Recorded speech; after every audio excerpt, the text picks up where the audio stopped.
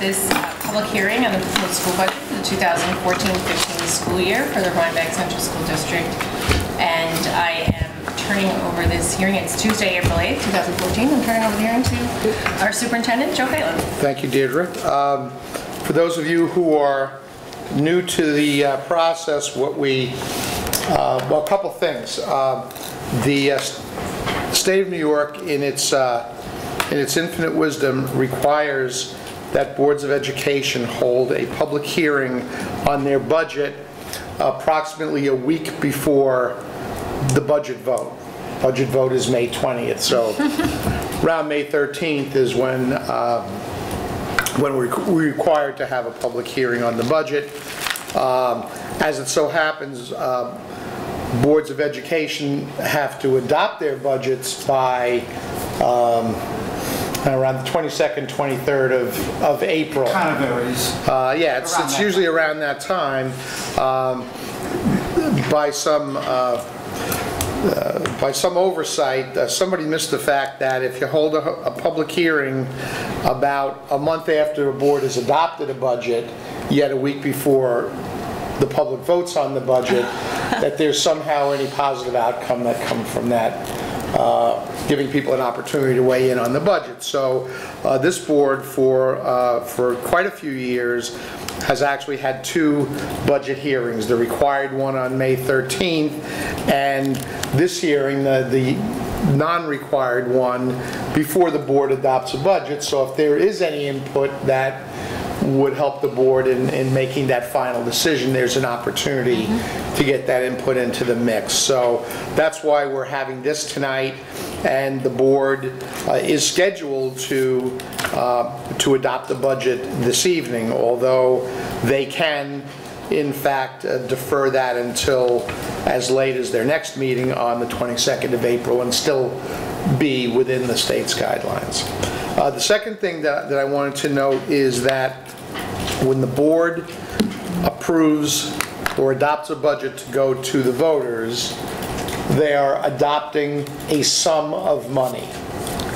They're not adopting this position or that program or whatever. They're adopting a sum of money, and we try to identify to the best of our ability the kinds of things that sum of money is going towards supporting, especially if it involves any new programs or services, so people in the community, we can tell them this is what your budget is supporting. But when you vote on a budget, you're voting on that bottom line $30 million, 851, 358 figure, and that's what people are voting on, an amount of money. So with that having been said, I thought we would take a few minutes tonight to bring the board and members of the community who are here kind of up to speed on what's happened over the last couple of weeks of a process that started back in December, when we provided some ideas to the board as to things we might be interested in looking at, depending on what kind of budget support might be available. So two things happened since our last meeting. One thing that happened was the state adopted a budget by their April 1st deadline, and fortunately for our school district and many others, we stand to receive about $88,000. What the exact 86 and change? 86,299. Yeah, thank you. The number I remember. Yeah. Or it could be 82. You'll recall under the governor's budget we were slated to lose a little bit of state aid. So we actually came out to the better in terms of the state aid picture, although not by much. Most of that additional aid came from the state's reduction of the gap elimination adjustment figure. About 20%, maybe a little less than 20% of that gap elimination adjustment amount is what is providing us with the additional aid. So that's a good thing, not only for Rhinebeck, but for for school districts around the state. This is the amount of money that the state began withholding a number of years ago when the state was in a serious fiscal crisis, when that had first hit, and felt that they needed to withhold aid from school districts in order to offset that deficit at the state level. We were since at a point where the state has a $2 billion surplus such that they're able to give homeowners rebates to freeze their taxes, yet they still continue to withhold. For us, it's almost $450,000 a year, so we're getting about $80,000 of that in state aid this year. So that's actually good news. One of the funky things that happened as part of the budget process was, and Tom can explain this much better than I can, actually I should just turn it over to him, but one of the features of the budget that we had been told by our friends in the comptroller's office to plan on did not play out in the state budget. Thus, we had to recalculate our tax levy limit. And of course, it went down. So our tax levy limit is actually lower than what we thought it was going to be when we met 2 weeks ago. And Tom, if you'd give a brief explanation of that, I'd appreciate it. And the comptroller, a few days after we received word of the state aid runs, they told us that previously, prior to putting our tax cap information in, one of the items that they told us to take out of our state aid figures was the recalibration of our building aid. This has been talked about for a couple of years. Within the state laws, when you do your building and you go out and you pass your bonds and that, you have an assumed interest rate that is set for the entire state. To give you an example, we might have gone out to borrow it at 3.5%, but the state said no, 3%. Everybody gets 3%. That's what it is for the year. So every year they do that. And so you're set at that number, supposedly for the life of your building aid for that particular project. But there is a provision in the law that says you get to recalibrate it after 10 years. So it allows the state to go back and look at an assumed interest rate and say, yeah, I know 10 years ago we gave you 3% on that, but now you can get it for 2%. So I don't care if you did go back and refinance or not, but you really could, and it should be 2%. So they'd go through and recalculate everything on the 2%. That was in the initial governor's proposal that they were going to recalibrate this year. So the comptroller said, go through, and as if those monies were going to come out of your state aid. Subsequently, the budget passed, and that particular provision was taken out. So they said, okay, everybody who took those monies out of your state aid runs, now you can't. So we put the money back in, and what it does basically, it's only about $7,000 for us because we really only have 2 old issues, and we're just about done, but it is what it is. So it's about $7,000 that we're getting in state aid that we weren't planned to get in state aid. So in essence, what it does is it moves it from state aid to tax. Since we're getting in state aid, you can't take it from the taxpayers. So basically, $7,000 was taken out of the tax cap because the recalibration did not occur. But it could occur next year.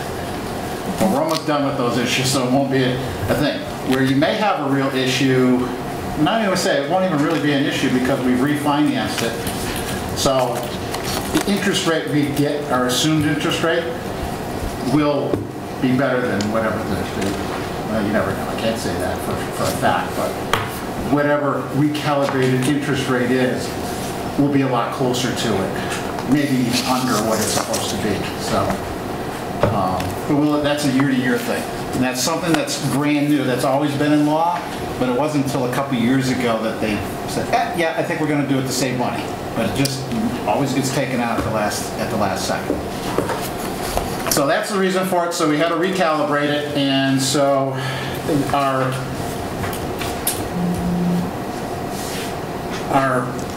tax levy, our maximum allowable tax levy is $25,974,516, which is 1.88% versus the 1.91% that we've been talking about throughout the budget process.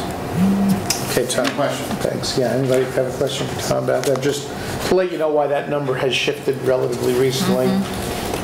In terms of the overall process, we started back in January with a rollover budget of 3.95%, and over the course of several months and 5 drafts, our current budget increase is 1.87%. So we are at this point below the tax the maximum allowable tax levy increase. So we're in the zone, but just barely.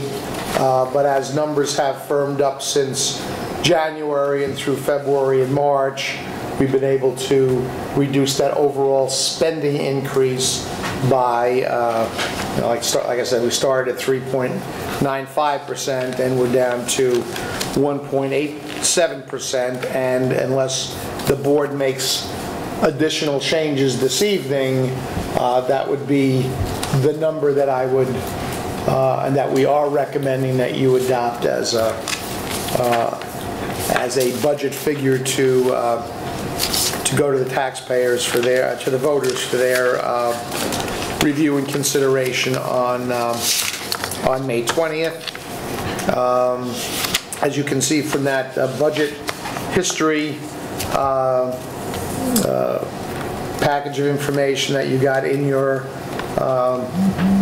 board packets, we made some changes, some shifts in budget items as recently as just last week before you got your packet on Friday. Again, a lot of tweaking here and there. Tom, I'm not sure if you want to bring attention to any particular item or items, but if so, this would be a good time for that. The items that were added this particular time was a level 3 computer technician and the addition of the curriculum council that Marvin has spoken about, curriculum governance council. So those items were added to the budget. We had also add the technology club. The technology club was also added for the co-curricular, and then of course the pluses and minuses with the benefits with that. We were able to offset some of the level 3 computer technician by being able to reduce BOCES services at the computers, because we'd be taking over a number of those duties internally, and we'd no longer need BOCES to provide that for us. So in essence, this last draft adds an additional almost $126,000 to it to bring that number up to $30,851,358, which is a 1.87% budget to budget, which happens to be the same amount as the tax levy. And at first I was very confused by that, but when I went back and looked through it, all my other revenues went up by 1.87% also, so that was the reason for it. I had to bring it out a couple places just to make sure it was right. I've never had that happen to me before, where budget to budget and tax levy being the same. This budget is $2,776 less than the maximum tax levy, so a little bit under. And also on top of that, a part of the governor's legislation is that homeowners would receive the increase back in a check if we stay under the maximum allowable tax levy limit. So that's what this plan does. So theoretically, the homeowner shouldn't see an actual increase in their taxes. They will pay the taxes up front, but they're supposed to be getting a check. November-ish? Yeah, right before the election. Giving that back to the homeowner. Don't know all the details about it, how they're going to figure that out. I don't have a clue as to how they're going to figure that out. And they won't be getting a check from us. They'll be getting it from the state of New York. It'd just be really, really interesting to figure out how they're going to come up with that. Who paid their taxes, who didn't pay their taxes, who is actually a homeowner at the time. Confusing, but I'm waiting to see how they do it. I'm looking forward to it. Also in your packet, the other component of the whole budget scenario, I mean, part of it is the expenditure plan, the spending plan. Part of it is the revenue side of it, because we need to obviously raise revenues to support the spending plan, and that tax levy limit that Tom has been talking about is where you see the outcome of expenditures versus revenues, and we're in the place we need to be in terms of the revenues. One of the things that we have not done in putting together the revenues to support this proposed budget is we have held steady the amount of fund balance that we're proposing to use to reduce taxes to the same amount that we used in the current year's budget. So there's no increase or decrease there. We would like eventually to be able to decrease that gradually, so it doesn't have doing so doesn't have a significant impact on the tax levy and tax rates. But at this point, we are able to hold that number steady. So we're recommending that as part of a plan to manage our budget over the long term here. So I guess we can open it up to questions or comments. Questions. I mean, we definitely have a presentation later that will include the position that we're talking about adding. So questions specific to that position. Yes, Steve will be here to talk to that. Presentation. And the technology club advisor, is that sort of bundled in with what we're going to be hearing later, or is that a sort of separate? No, yes, yeah, okay. Steve will address all things technology at this point. Okay. So would this be an appropriate time to talk a little bit about I mean, I know we're talking about a number here, a whole number, but the AIS question I had for you, because it impacts a little bit about the choices that we're making for where the money's going. Well, that's really up to the board.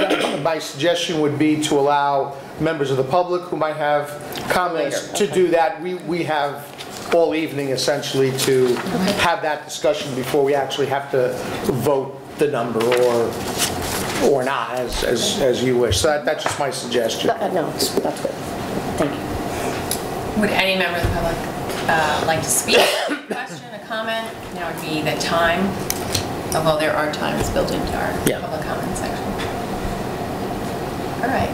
If not, I mean, I would say, like just my preference at 7:25 is that maybe we take a little break and then we have an opportunity for Steve's presentation, and then we have an opportunity on the agenda for a fuller budget discussion. So I appreciate that there are questions about it, but I feel like it would be okay to include the hearing right now and take that up later as a full package instead of trying to do it all in the hearing process. So if you're all agreeable to that and there are no comments from the public, then that concludes this public hearing, and we'll take a break for 5 minutes and reconvene as our regular meeting. Thank you. Okay.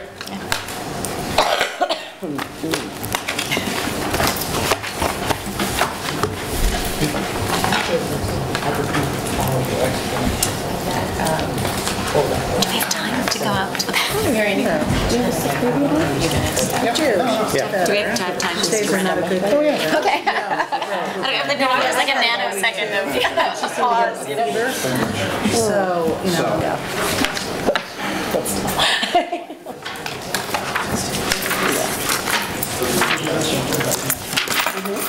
All right, good evening. It's Tuesday, April 8th, 2014, and I'm opening up this regular meeting of the Rhinebeck Central School District. We took a brief break after our budget hearing.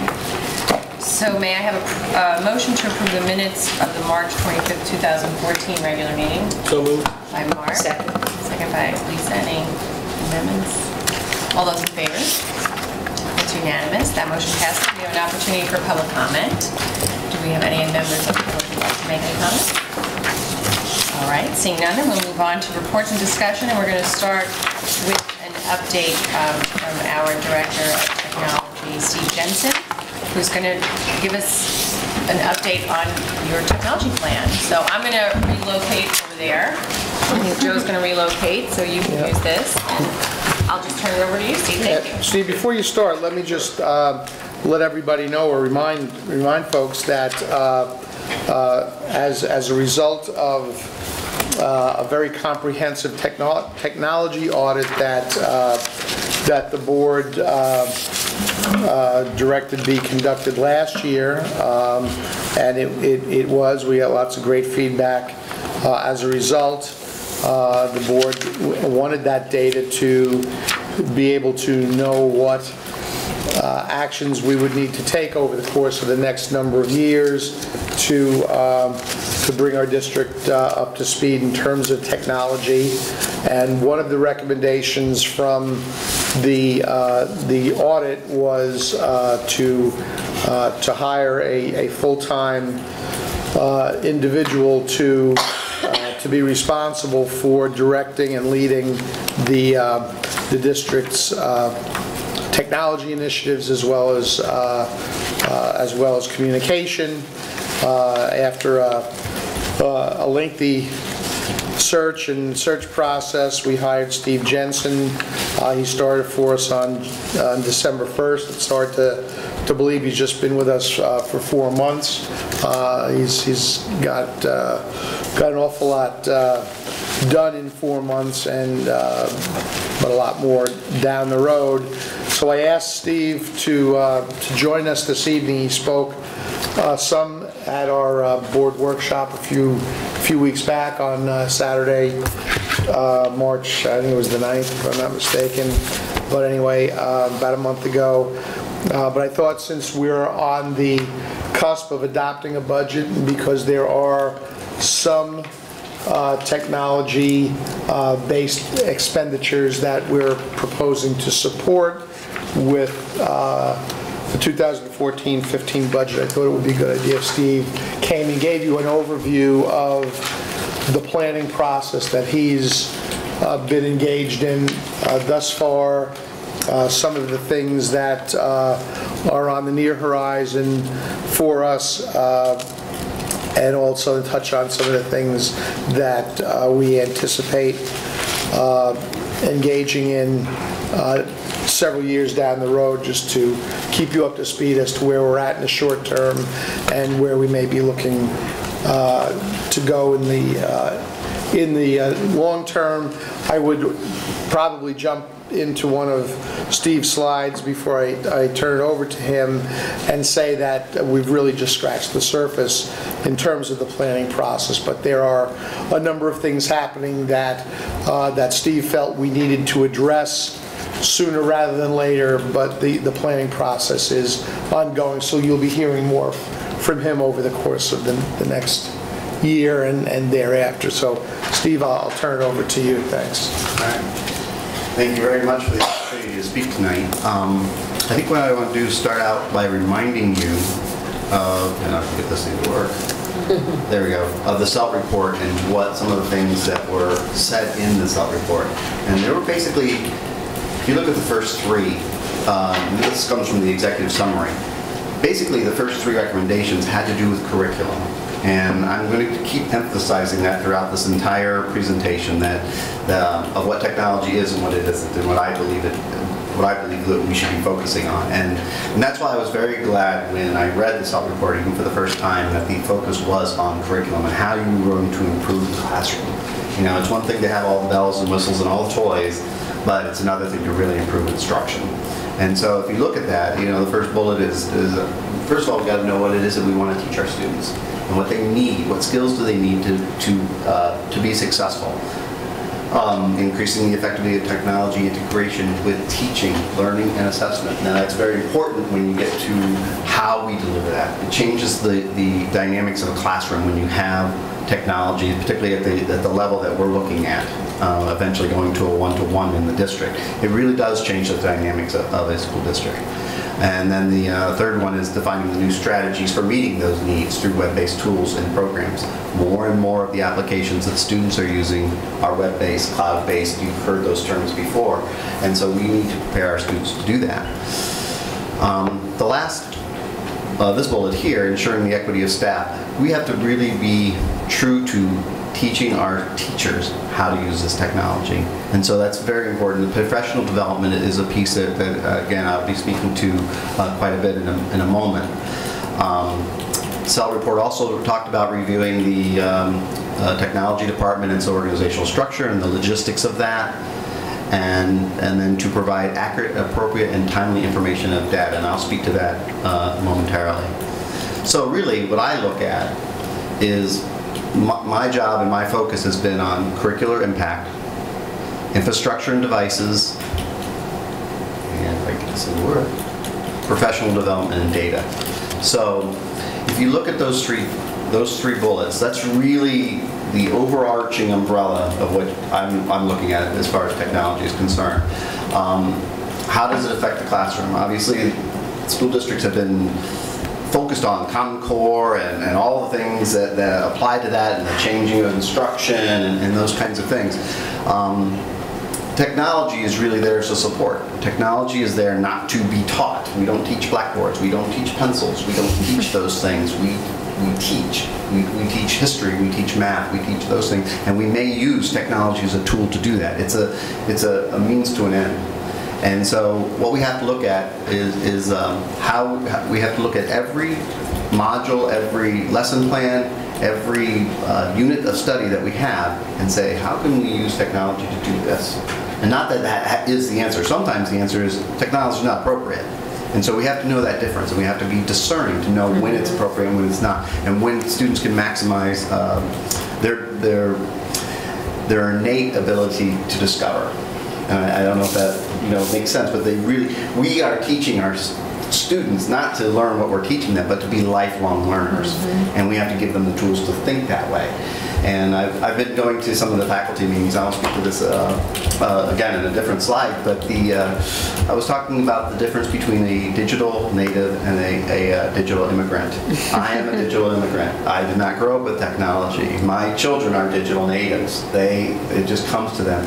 And there are a number of studies out there talking about how my children think differently than I do. I'm very linear.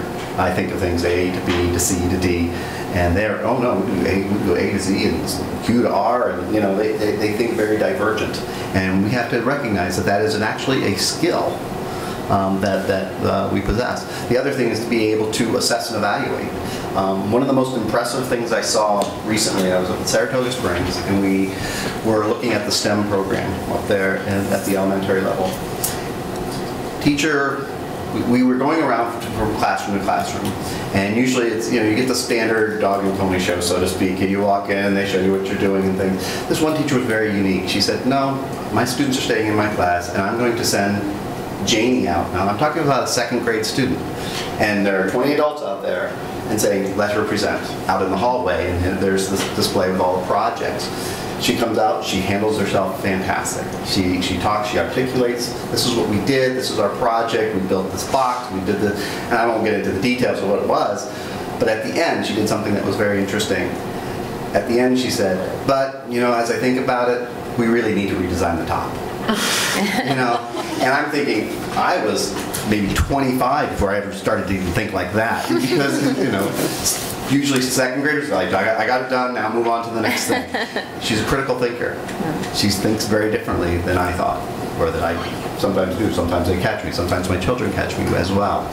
So there's a lot of curricular impact. And so Mr. Krebs and I have really spent some time talking about that. And we really have to be joined at the hips, technology and curriculum, to be able to make it successful. Otherwise, we've just bought a bunch of toys. And that's not appropriate. It's not appropriate. It's not fiscally responsible to the taxpayers. So we have to look at that. We also have to do the logistical parts, which is infrastructure and devices. We have to look at being able to support those things, choose the software, choose the platform, and those kinds of things. And I'll speak again to that later. Professional development. One of the things that we are looking at here is really data drives professional development. We need to be able to look at a series of scores or a series of assessments, let's say at the second grade level, and say, you know, in Mr. Jensen's class, reading comprehension is really tanking. You know, we really need to do something. It's really showing some signs of weakness. Well, then we turn around, we develop a professional development plan for Mr. Jensen and any others who might be experiencing that same issue, and build that back up. We should always be constantly taking our professional development and making it targeted for the specific need. It's one thing for me to say, I think everybody should know how to do PowerPoint. Well, that may not be the case. Some of you are experts at that, some of you are novices at it.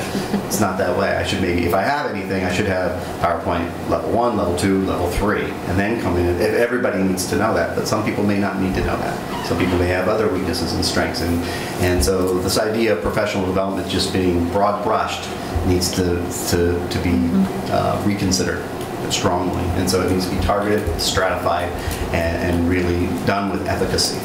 And so we really need to look at that. One of the things the SELT report said was that the district lacked a mission and vision statement, and they recommended, and this is just quoted right out of the report, recommended a college and career readiness statement be embedded into the district's mission and vision statement. I agree with this. Most school districts that I've worked in have always thought technology should be a separate track with its own mission, its own vision, and the school's mission and vision were over here, and the twain shall never meet. And that's not the way it should be. It should be that the district's mission will embed technology within it and say, yes, we will use technology. I don't care whether it's a statement saying it's a 21st century learning environment, but you need to recognize that technology is an integral part of education. And to put it in there and say, yes, we want to create, or we want to develop or cultivate a 21st century learner. That's what we want to do. And I think that should stay with the district's vision and mission. So to develop that, a dialogue has to begin, and a dialogue has begun. It's one thing for everybody, a bunch of people to sit around a table and say, well, I think we ought to make it this, or I think that's a bunch of amateurs and all coming from different views that may be myopic in some way. And I'm not saying that we shouldn't have diversity in those views, but what we should do is start to talk with a common theme, a common goal, that we are all unified and we begin to speak with one voice about what it is that we see with technology. So I've begun a dialogue. We have the vertical team. We've met 2 times so far, and we have a 3rd meeting at the end of the month talking about where we're looking at things going strategically. They've been very informative to me. It's really been a get-to-know meetings, because it gave me a sense of the pulse of the district and where the barriers were, where the frustrations have been, and where the needs are. I also go to the faculty meetings every month, and I make a point to do that if there's room in the agenda, and I ask the principals for 10, 15 minutes.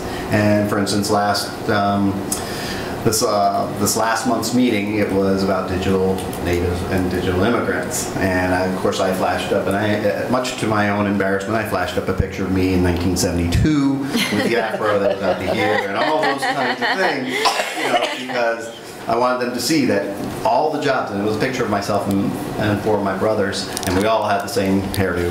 And but the point of the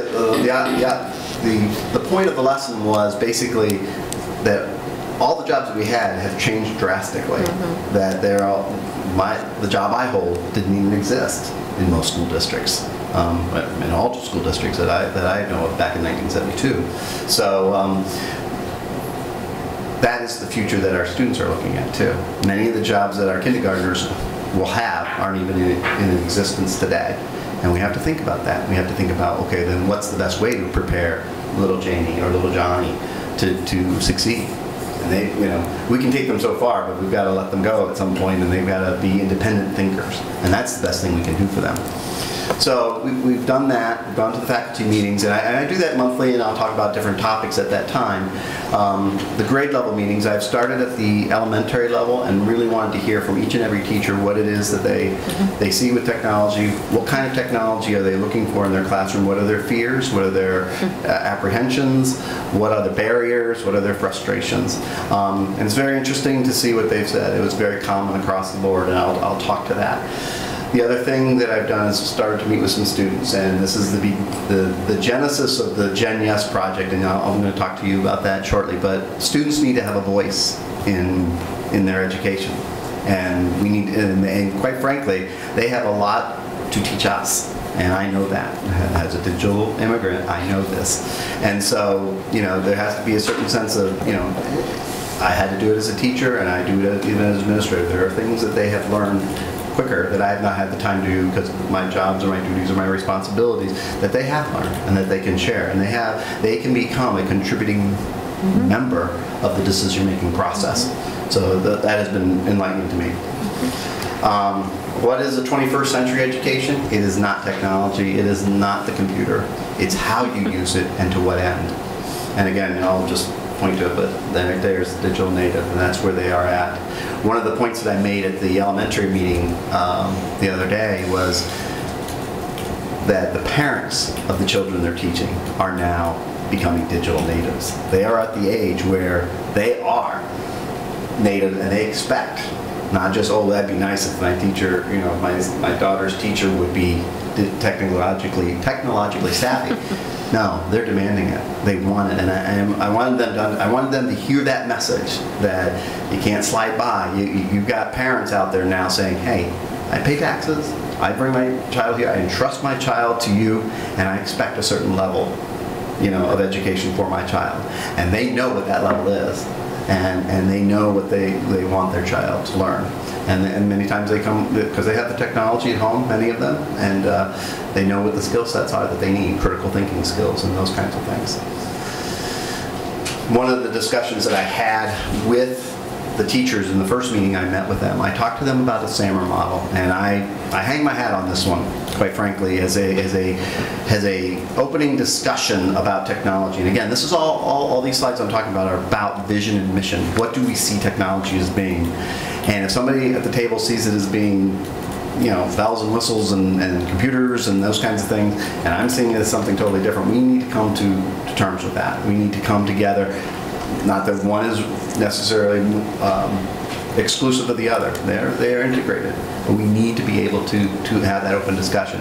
The SAMR model really is a model, it's just an acronym: substitution, augmentation, modification, and redefinition. It is how we use technology. The first two, substitution and augmentation, is how I've seen technology used in the classroom and how it's been abused, actually. Substitution has to do with you changed a chalkboard to a whiteboard, and you're doing the same thing. You've taken the whiteboard out, and now you put in the smartboard, and you're doing the same thing. That's just substitution. You took the typewriter out, and now you put the word processor in, and you're just typing away. That's substitution. It's a very low level of technology integration. You could have thousands and thousands of dollars of equipment in a room, and you're still doing the same thing that was done 50 years ago. That's substitution, and people have to recognize that. The next is augmentation. Augmentation has to do with, we'll use the example of the word processor. A typewriter types. A word processor types. But it also can do things like I can pull up a thesaurus, I can word check, spell check, I can look up some things, I may be able to put a hyperlink in there, put some graphics in there. I'm using it at a higher level than what I was able to before with the previous technology. I'm making it a little bit better and coming along.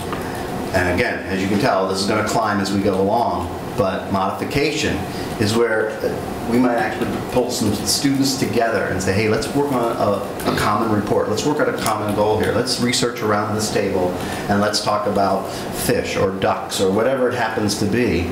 And we're going to collaborate. And there's a certain degree of interaction between students.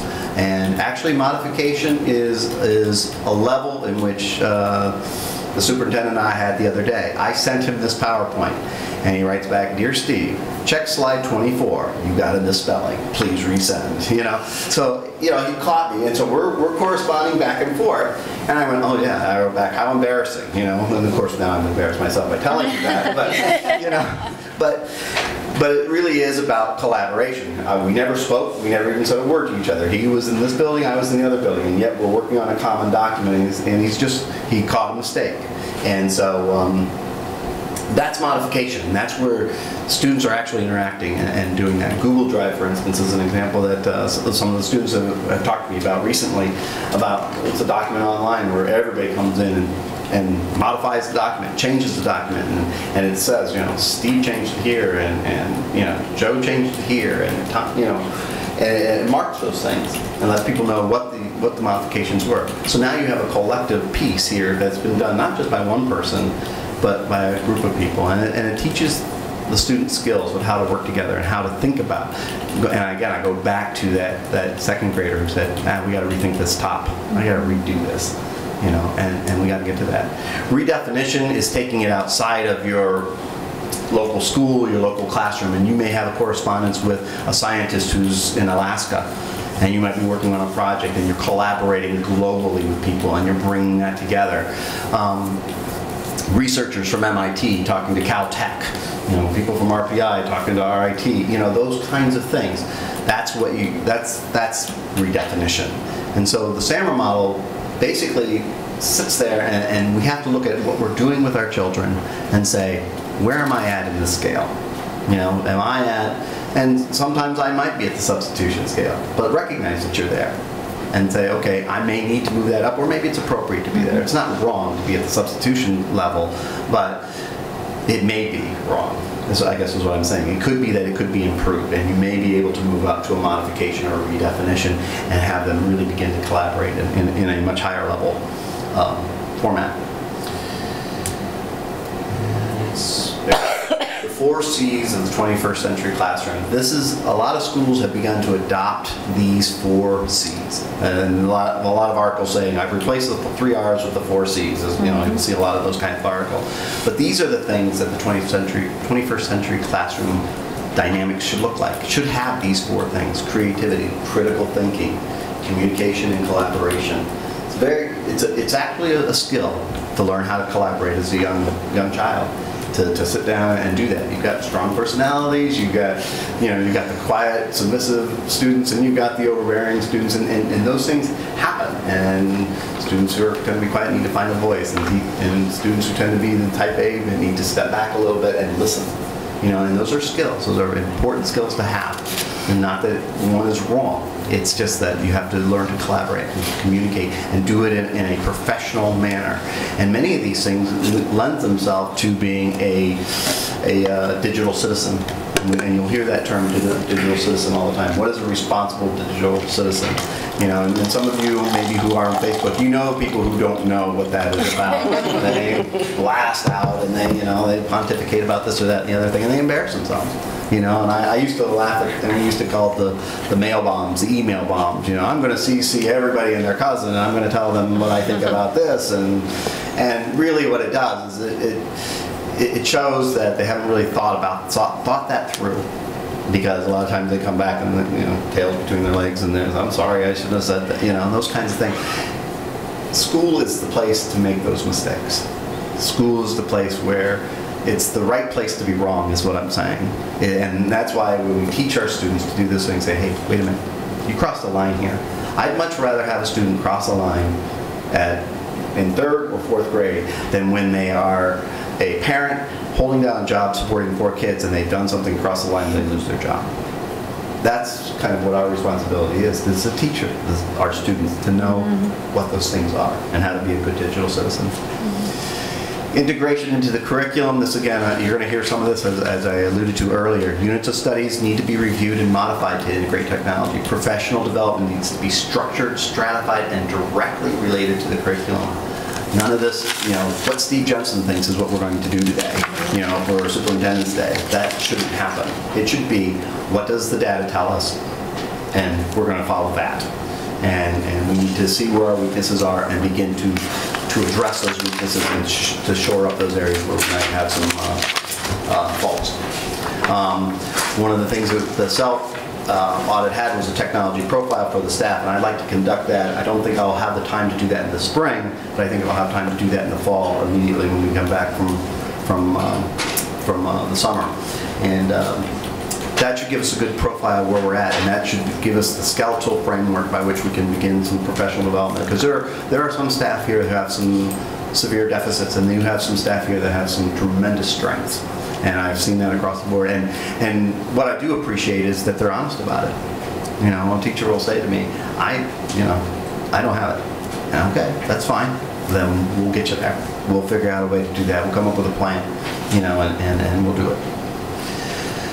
The infrastructure. One of the things, and this was clearly identified in the SELT report, and so I had a company come in, an independent company, not the company that normally does our network here, because I wanted a really true independent eye on it, to do a network audit to see what was happening.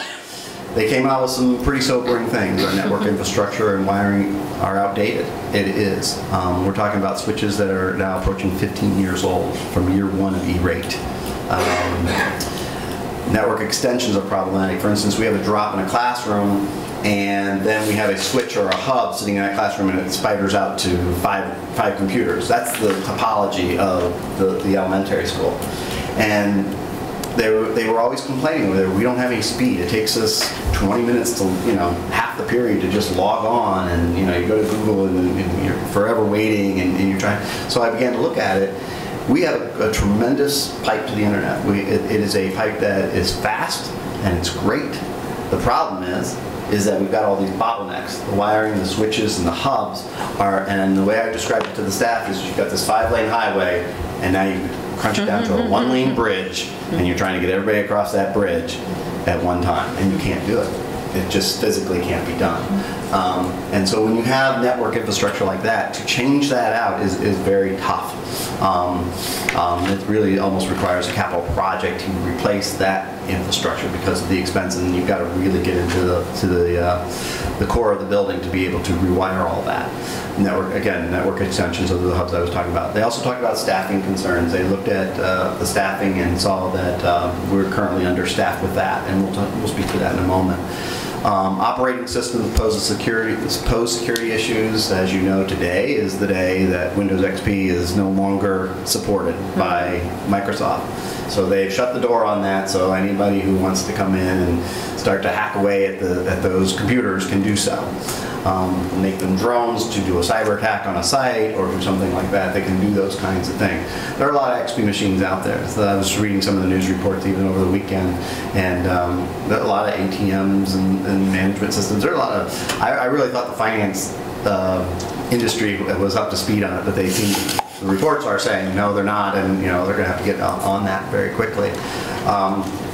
And they addressed several operational issues, just some housekeeping things that we needed. So in response to that audit and the demand from the staff and the faculty, we developed an RFP, a request for proposal for a wireless network. The district has committed itself to putting in an enterprise-level wireless network across both buildings. Hallways, cafeterias, auditoriums, classrooms, everywhere. Wherever you go. I don't know if you realize it right now, but the way the wireless works around here is you pull in a cart and you plug in your little hub, and hopefully the port you put it into works. And that in itself is a bottleneck. So you might have this great Wi-Fi system, but it still goes across that same 1-lane bridge that I was talking to you about. So that's why we have to literally almost abandon that system, because there's nothing in it that's worth anything anymore. It's like a broken highway, so to speak. So an RFP is going to go out, and the goal is to have that go out hopefully by the end of this week. The other things that we're looking at is email systems, servers, backup, security. Those are issues that we really have to address, and we need to have some support to be able to do that. And again, I will speak to that in a moment. What we saw, or what I've seen, is in the classrooms K-5, here's my, again, I just limited it to 3 bullets and saying, this is what I see as the issues, and I tried to be as succinct as possible. Obsolete equipment, unstable network, teachers don't use it because they don't trust it. They just, I can't deal with this, I don't want to do it, I'll just keep using what I've been using, and you find some people that are out there that will try it, but really it's just not a trusted system. And the CELT report also had laid that out. 612, it's a little bit better. The equipment's a little newer. The operating systems and the network are still hindrances.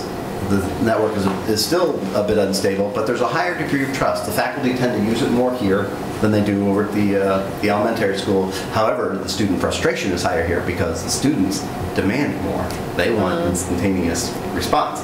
So a lot of times the student will do a report, start to shut down, and it's cranking away, and they go, oh, I don't have time for this, and they put down the lid. Well, that causes a problem with the network, and all of a sudden their profile is corrupted, and now they can't get to their H drive where their document was stored, and now they're very upset, freaking out as they would call it, because they've lost the connection. The document may still be there, and we've got to reestablish and do those kinds of things. So that's what I'm seeing. It's not a totally different dynamic, but it has a different flavor to it. So, getting down to the nitty-gritty, what is the short term versus the long term? And what I see now that I've kind of laid this out and kind of telling you what is and why I'm suggesting to do what we're going to do. In the short term, first year, the Wi-Fi I just talked to you about, installed and operational by September of this year. That is our goal. Replace all the computers K-5. They're all XP machines. They can't be protected using a software program called Deep Freeze. So they all need to be replaced. And so that's on the average of 5 per classroom if you think about it in that regard. And I'll speak to what they decided that they'd like to see. Teachers provided mobile computers to build capacity. I think this is critical. If teachers are not comfortable with the technology, they will not use it. I will not stand in front of 20 students and crash and burn and look like a doe in headlights in front of my 20 kids. It destroys my integrity, it destroys my, and you can go on and on and on and on with that kind of train of thought. So what we need to do is provide them and get them the technology, and our goal is to give them, before they leave this year, a laptop. And what they will do is they'll replace their desktop in their classroom, have a laptop that they take home over the summer, come in and provide professional development. I'm being very, I'm giving you a very skeletal framework here, but when they come in, what they'll have is a docking station in their classroom. They dock it, their smartboard comes up, their network is established, everything's done, they have everything. If they need a keyboard or a monitor or a mouse, they can have those kinds of things, but it's a docking station, and it's really almost a full operational workstation, but yet they can take it home. They don't have to worry about jump drives and thumb drives and versions of software and the compatibility. Oh, I saved this on Microsoft 2010, I have 2000, whatever on my computer, and I have those issues. No, everything's on the one computer, and they can use it. They're comfortable with it. They know how to use it. It's customized to them. They've developed it. It's very comfortable to have it that way. Actually, it was very interesting in the 4th grade when I met with the 4th grade teachers, and I walked out saying, and I told them that, I said, man, I wish I'd thought of that myself. I was a little embarrassed because they do a video project where they edit video, and they want laptops, and they immediately saw a problem because it's very hard. If you've ever tried to edit video without a mouse, it's difficult, the touchpad, and you're trying to get that accuracy, and it's just very difficult. They said, leave our monitors, leave our mice, leave our keyboard, give us 4 docking stations or 5 docking, and then I can sit there and have 5 stations for the cost of a docking station. I can have 5 full-blown workstations that we could do those projects. And that came from the teachers. That's powerful because that means they're involved in the process. And like I said, I was rather embarrassed that I hadn't thought about it either. I thought about it for the teachers, but I didn't think about it for the students, so that was enlightening for me. Begin moving to a mobile technology environment. All the research leans towards this. Most of the research is leaning towards mobile devices of this nature, but that's where we're heading. And so my focus is just there, moving on to a mobile technology. We may, and this is a discussion that Joe and I have had a couple times about repurposing the lab. If you have, basically what we want to do at Chancellor next year is to put a cart at every grade level. So if you think about the 3rd grade level, 4 classrooms, 5 computers in there. So let's say you got 20, do the math, you got 20 computers. Well, if I have a cart that's got 20 computers on it, they can do what they did last year or the previous years, each take 5 and do what they do. Or they can sit there and say, and rotate it, and round robin it, or I take 10 today, or they can do whatever they want. We have enough support in the budget to be able to be able to replace what we've got there in the first year, basically. And that's what we want to be able to do. The first year is also the year that we're going to do a lot of professional development. So it's a two-pronged approach here that we're trying to do with Chancellor. So if we start to do that, then if the classrooms start to become labs, then why do we need our lab? And so most districts will start to repurpose specialized equipment such as the scanner that you see here that was just recently obtained by the library. You put those in your libraries. You make your libraries your areas of specialization where all the equipment that you wouldn't necessarily outfit every classroom to have, but you want them to have access to it. The library is the place to do that. The media center, that's where you go to those things. So the concept of the labs across districts right now is waning. It really is.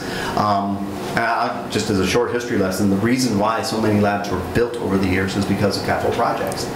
In the past, it was that if I could build a lab and I had, I think it was 15 or 17 computers in that room, all of it was aidable. The computers, the wiring, everything was aidable. So people were building labs right and left. Not because it was educationally sound, not because it had any pedagogical, merit to it. They were doing it because they could at least get the equipment and get 80% on the, 80 cents on the dollar and those kinds of things. So we were really doing things that we knew were not educationally sound, but it was the way to do it. And then of course, 2 years later, people were breaking up their labs and they disappeared, and the game is played essentially. And so, labs are out there, but they're going by the wayside because more and more teachers are becoming more and more comfortable with the technology, and they're being able to begin to rise to that level of being a technology specialist. Interesting side note, when I was talking to some of the new hires over at Chancellor, we were having this discussion about digital natives and digital immigrants, and I said, I have to ask you the honest question here. I said, I said, I'm going to compliment you. You know how to use technology better than probably most of the other ones in this room. And we were having this honest conversation because the other ones were saying, I'm learning, So, and they said, yeah. I said, but I have another question to ask you. Have you been taught how to use it pedagogically in a classroom with instruction? And they said, no. Right. We have not. So what you have is, and I don't want to be stereotypical here, but an older staff that may not have the technical expertise, but have the pedagogical skills. And now you've got a younger group of teachers coming in who have the technical skills, but lack the pedagogy. And so there's strengths. And now it's time to team those people together and bring them and pull. And that's where, again, professional development comes into play. Professional development, again, for the next year, we want to go one-to-one in the K-5, that every student would have a computer. And so, and again, what I do at the end of this, don't get caught up with the slides, but at the end I kind of have a little graph that shows how this all works. Again, curriculum integration, software selection, I keep putting that in there because I want you to understand that is first and foremost. Student participation in technology integration, GenYes. It's a program that's been around for a number of years. It's a nonprofit organization that really developed a curriculum that has 28 units to it, talks and teaches students how to be digital leaders, how to, for instance, many times, when you have students who are technologically astute, what will happen many times is, I don't know whether you've experienced this, I have with my son, hey Nate, how do you do this? Oh, and he just doesn't. Wait, I need to know how you did that. And he doesn't have the patience for that.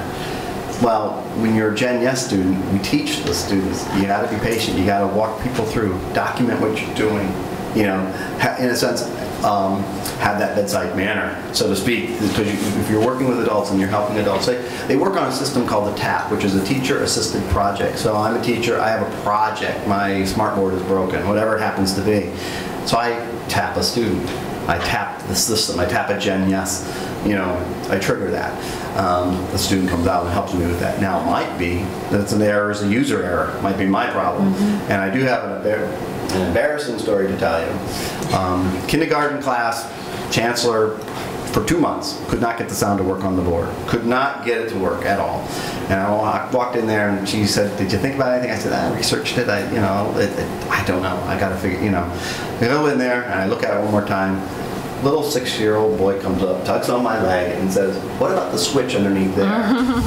And sure enough, that's what it was. You know, I mean, I hadn't seen it. It was below, you know, it wasn't in my view, and I hadn't seen it. And there's so many different models of the smart board, but the switch is everywhere on all the different models. I spread over my hat, and here I look at it and I go, "Thank you very much." You know? You know? So that happens. You know? But what I really like about this Gen Yes program is it really takes the students through the process. In Arizona, for instance, and just to tell you the potential of what can happen with a program like this, it started out as a club. It went to a class where the students received credit, college credit.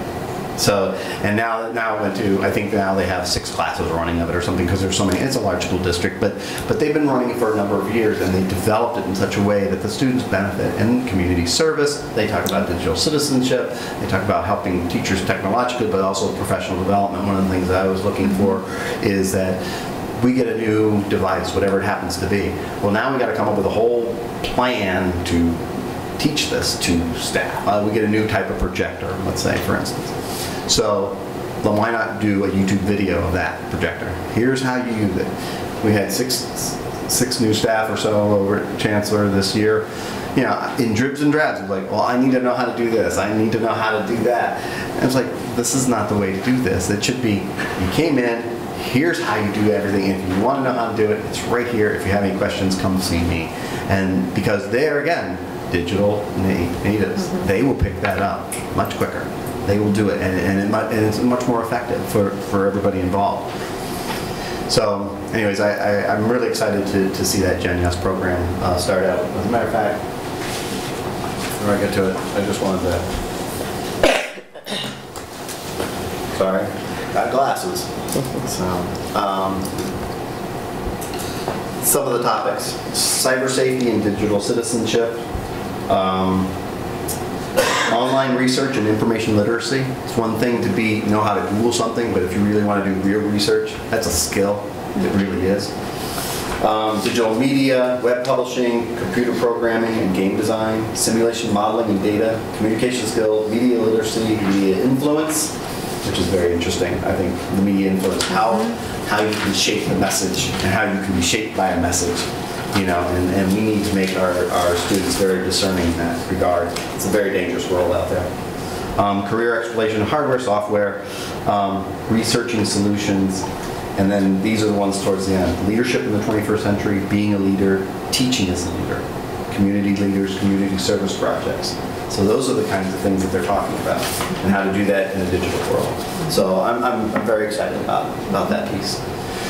Staffing and support. Both SELT and the SAGE report identified the need for additional technical support, and I'm recommending that we hire what's called a level 3 technician. That's an industry term. The civil service has what's called an infrastructure manager as a job title, and I have the title or the job description online right behind this PowerPoint, so we could look at it if you want to.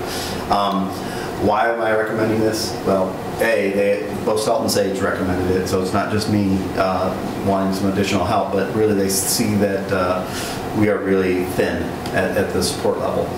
On top of that, we are going to add an entirely different parallel network to what we already have. So we're going to basically double our network. One's still the clunky old, one that we're really struggling with, but the other one's going to be this new wireless network, and they run in parallel. And we're also going to build density. We're building capacity within our buildings. Every teacher with a laptop, every student eventually one-to-one at the elementary within the second year. We want to pull back BOCES services. I'm not doing that because I don't want to speak disparagingly of BOCES. I do not. They do a wonderful job with what they do. My issue with BOCES is going to be the speed at which they respond. It's very difficult when we have a network problem here to call up and they say, well, we've got 3 techs, but they're out in Wappingers right now, or they're over here. They want to help. They've got the expertise. They are very helpful, but we're sitting here waiting for that to happen, and we need and particularly when the CELT talked about lack of trust and lack of response, I think that if we're going to make this investment, we need to make that response. If the teacher is in crisis, we need to answer that crisis immediately and be able to do that as quickly as possible so that we don't have what the CELT report talked about, which was it's another piece of whatever, and I'm just going to back away. That attitude and that kind of viewpoint costs us millions. It really does. When you think about it, it costs us in the way that we teach kids, and I don't even know if you can put it to a dollar amount, but it really is huge when you think about the teachers just abandon and they throw up their hands, and rightfully so in some ways. I'm not, it's not a blame game here, but they get frustrated. The CELT also said that it was a major step toward the Information Communications and Technology Services Department. If we're going to expand these areas, get into social media, get into these, we're going to need the supports to be able to do that. And I will speak to this very briefly, but I need to say it, and that is that you have a technician here, you have one technician here who, quite frankly, you are very lucky to have. She is phenomenal.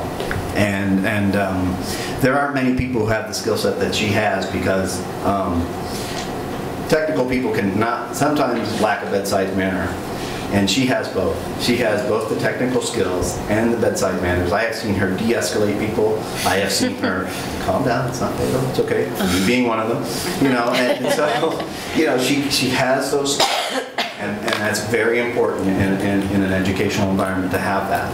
And so again, I just want you to understand that this technology director appreciates the staff that you have here. So, okay, we move to year 2. So we've got basically a cart, a cart at every grade level in year 1. Now we move to, in year 2, we move to a one-to-one environment with curriculum integration complete. We've done that in year 1. We brought in the carts at every level. We've done the professional development. We've looked at the curriculum. We've started to stage it for for year 2 for the one-to-one. At that point, we're ready. Now we've moved in. Now we're year 2. We bring in additional carts, computers, and those kinds of things. But now we're jumping ahead, and we're planning now for 6-12. So the planning always has to be one step ahead of the implementation, so a year ahead of implementation. So I want them to talk to the 6-8 staff about mobile technology, give them in year 2 the mobile technology so they can start to become accustomed to it, start to do the professional development, start to look at the curriculum and software review, and you're going to see the same thing as we go to year 3 and year 4. You're going to see the same bullets as we go through. Year 3, again, the same things. 9-12, mobile technology, specific planning, and I'm just going to run through this very quick because, again, it's just a repeat. It's just moving ahead. And then year 4, we move to 1-to-1, 9-12. Year 5 is infrastructure. And this is where we revisit the servers, security, network upgrades, ongoing curriculum review. And that's what we have to do. You can't let your infrastructure get to the point where we got it this year. We got it now, 15 years. At this point, you got to close up shop and start over with the network. And again, curriculum review. So, in year 6, we come back to the K-2 environment. And now it's been 6 years since we infused technology there. It's been 6 years of teaching and learning and changing and modifying what we've done. Now we go look at it and say, has the technology changed? Well, iPads were the rage 6 years ago, and now it's going to be something else now. And is that worth making the change? Is it not? Those are the decisions that have to be made. You don't want to, again, get into the same situation that you have now with a bunch of old machines all at once. So what you want to do is create it where you're not killing your budget every year by doing these massive infusion of technology. You want to nip at it every year, grade by grade, and create a scenario where it's sustainable. And then you come back and do it again, and it's all embedded in your budget and being able to do that. Now, I'm talking about here, change to an 80-20 strategy, and I'll tell you what that is over the next 5 years. And it's the next graphic. If you look at these graphics right here, what I'm doing in boxes there is telling you what the first 5 years would look like. You have a transition year, then you're going to go 1-to-1 K-5, 1-to-1 6-8, 1-to-1 9-12, and infrastructure. There's your next 5 years going out, roughly. You know, none of this is cast in stone because some things change and those kinds of things, but this is what it is. This is what it should look like. And I'll just put those out here. And that is really what you should do, and I'm recommending this for the going out 10 years now, is to say, you spend about 20% on your infrastructure. It might be you're going to replace your phone system. It might be a security system. It might be a network upgrade. It might be whatever. And then 80% is really on the educational side. That's the model that you want to finally get to. Right now, I'm recommending the top model because there's been so much deferred maintenance that we've got to really infuse and inject a lot of technology in the classroom and shorten up that time frame. So I'm shortening and compressing it into 4 years, with the last year being infrastructure. But you really want it to be the second model, which is a little bit in infrastructure, a lot in the educational side. And that's where you want to get to, so that everything's constantly being refreshed, everything's constantly being looked at and saying, okay, we got to maintain this. For instance, our Exchange server is, let's see if I get this right, 2003, Exchange 2003, I think it is. We have to jump up to, we can't jump to 13 because Microsoft makes you buy 2010, which we never used, and then we have to jump to 2013. We're 2 generations behind, and they're not even going to support it, and they're not going to allow us to make the jump from way back here to here. We've got to buy things in between to do that. If you do this kind of a structure, you won't have those problems. You won't, because what happens is the learning curve and the support of the support staff is huge. It's very different than what it was in 2003. It's dramatic. You can let your staff grow with it. You let your support staff grow with it. So that's where you want to get to. And I throw out 80-20. It could be 75-25. It could be 90-10 certain years. It depends on the need of the project at that time. But that's really what you want to get to. Is you want to get to a model where you're doing a little bit under the hood, and you're doing a little bit on the outside, and you're polishing the car, so to speak, and you're making what people see happen, and what happen, and what you are doing work in the classroom. So I just put these last, and this is my last slide, and this is it. But these are kids collaborating. Now, what I found interesting about some of these is if these two, it's all about collaboration. But there is a time, and that's why I put this picture in, where isolation may be appropriate. You know, somebody has a problem with phonics, somebody has a problem with speech. Put on, isolate a little bit. I can zone in, I can work on this. AIS services sometimes might be appropriate for this. Sometimes it isn't about collaboration. Collaboration is great, I love it. But there are times when students need to be in a zone. They're having a program that will walk them through their particular area of weakness, or if they are, particularly I have a son who's a special needs child, and so I understand what it is to have a tool to be able to sit there and build those skills in phonics and speaking and all those kinds of things. So, and that's what it's all about. It's all about the kids. So but I thank you for your time, and if you have some questions about any of this, I know it's like kind of jumped a lot. I went actually 10 years into the future with some of this, but if you do have any specific questions, I'll be glad to entertain. Does anyone have any specific questions? Oh. Go ahead. What you've described is a big project. Yes, it is. So what I want to know, I understand how tied it is to the SELT report, but what I want to get a sense of is how realistic you think it is that we're going to be able to accomplish what we've laid out. Well, when I looked at it, and I remember you asking me the question about whether there was enough money in the budget. There's a temptation for people to go, oh, give me as much as I can and I can just splash it out there. But I have to look at it and say, what's capacity say to me? And when I look at being able to do 2K, 1 and 2, that's 3 grades, essentially 12 teachers and plus some other support staff, that's the group I put under my wing my first year. 12 teachers I can really in-service that group of 12. The next year I got another group of 12. The next year I got another group. And it's really, I've always talked to my staff about doing fewer things well. You know, now, yeah, it is a big project, but we're going over 5 years, and we're talking about 12 teachers a year, essentially, that we're really trying to in-service, while we're still doing general in-service and prepping, you know, for the grades coming up ahead. So, but you have to be intense with those 12. And the grade that gets those, you have to really, because if they learn bad habits right away, you've got a big problem, you know, and so you gotta get in there right away and say, make sure you're doing this right, and they have to see the benefit of it. Today, we had a K teacher and a first grade teacher who expressed some interest, and well, one expressed concern, the other expressed interest in technology at their levels. And so I arranged a visit, so Brett King and myself and these two teachers spent the morning in Wappingers, where they were integrating iPads in the classroom. They need to see it. They need to see best practices, and they need to be able to do that. And it was very important for me to choose those teachers, because those are the grade levels I'm going to be looking at going out of the gate. And I'm sure that as we go down the road, we'll get better at what we do as far as in-servicing that staff and being able to do that. But if you don't have that in-service piece, anybody can buy it, anybody can cut a check, you know.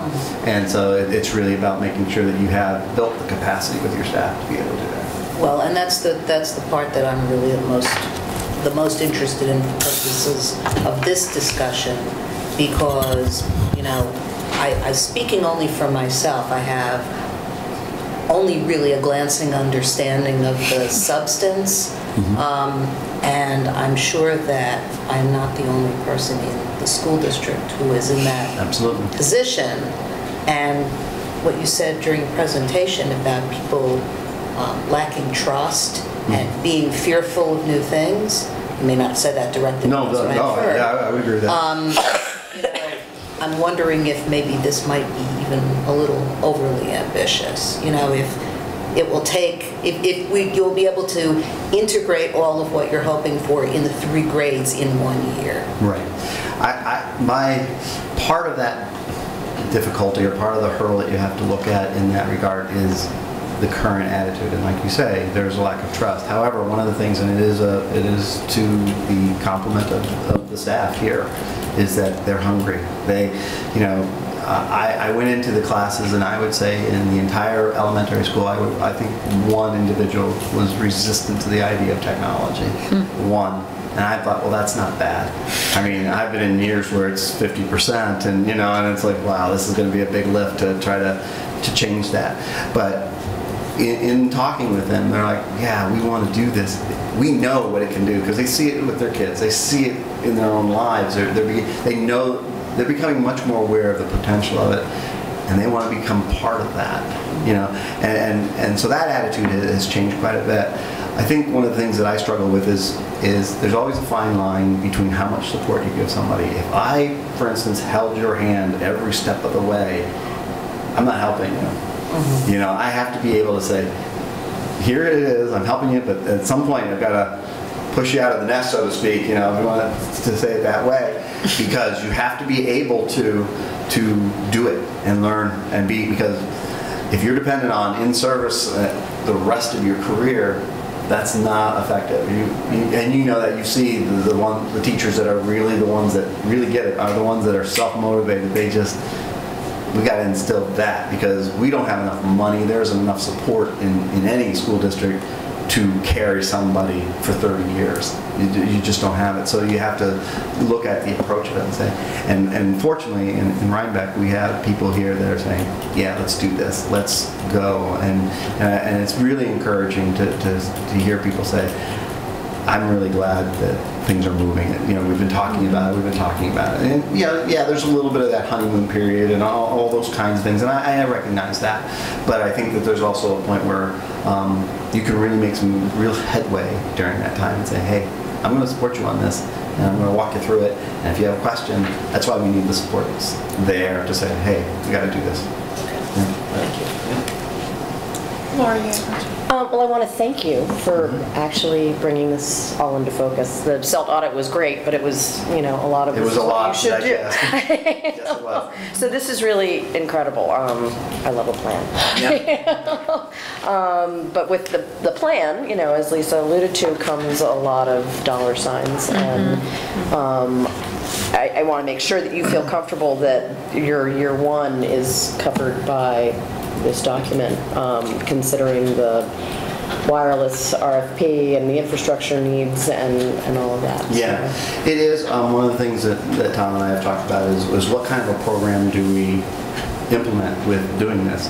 And many districts, and it's my recommendation that we go to a leasing program. Now, obviously, that means that money carries out, but it's something that you already know in the budget going forward.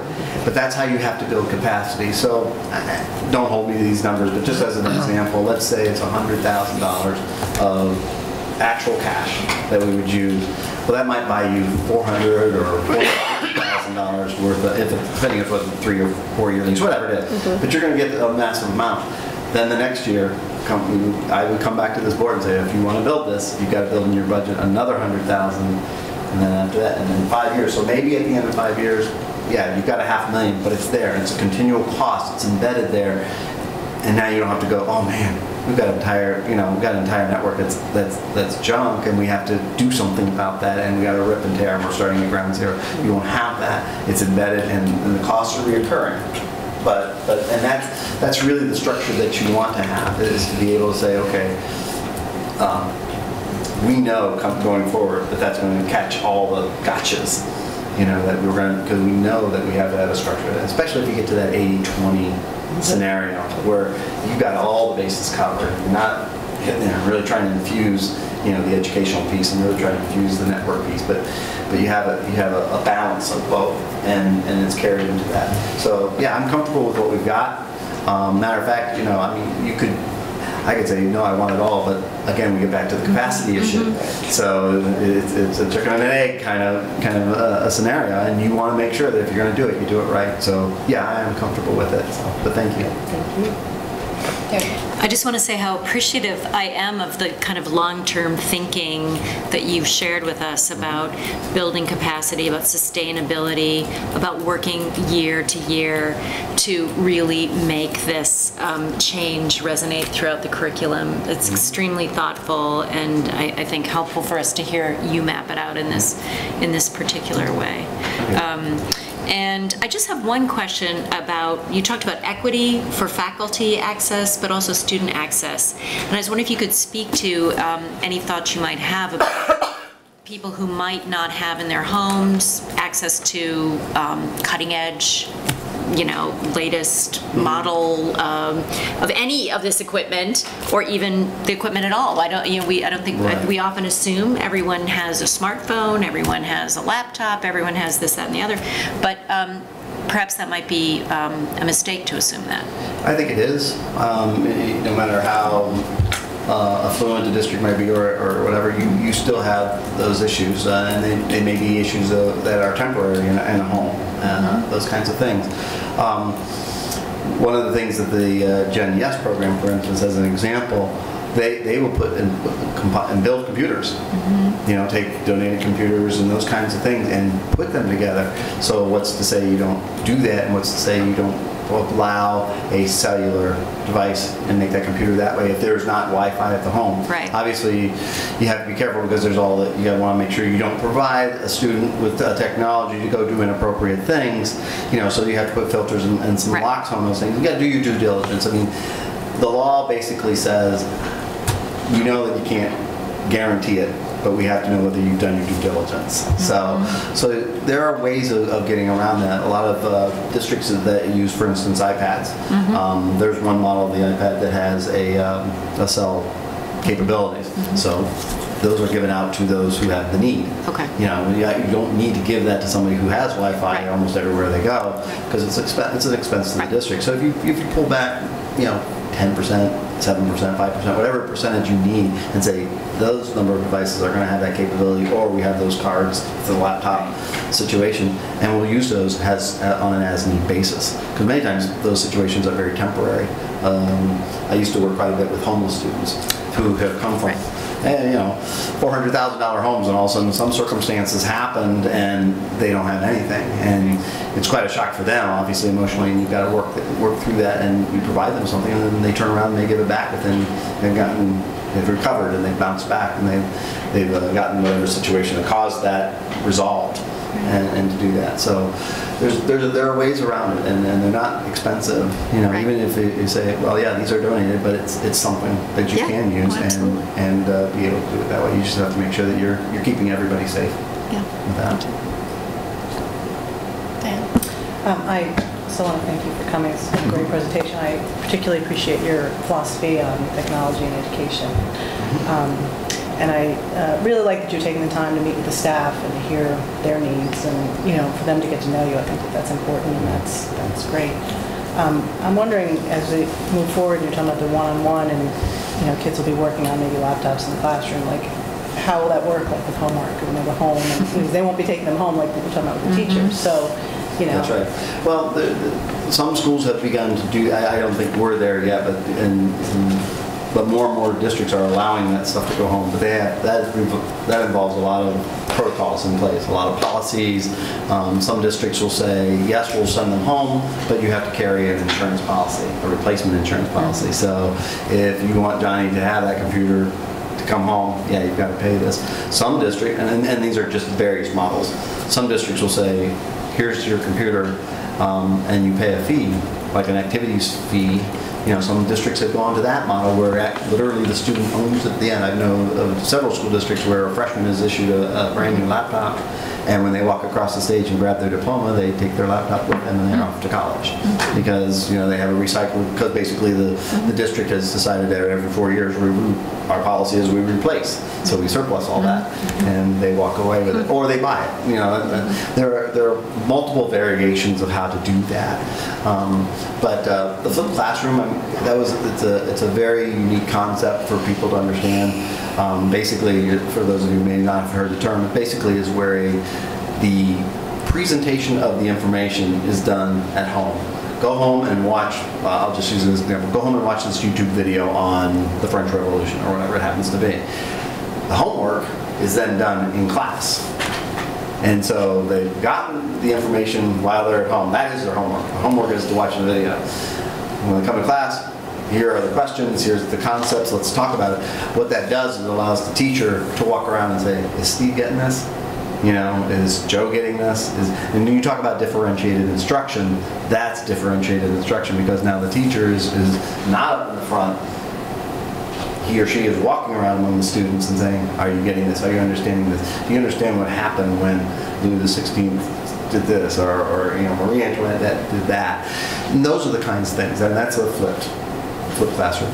Some schools, some students say, well, I've got the resources at home. I have a computer at home. I don't need my device to come home, and they can still flip the classroom. It varies, but it's a model that some districts have gone to, but it's slow in coming because of the risks, and people you feel like you have a responsibility to it, especially when it comes to like iPads and things like that.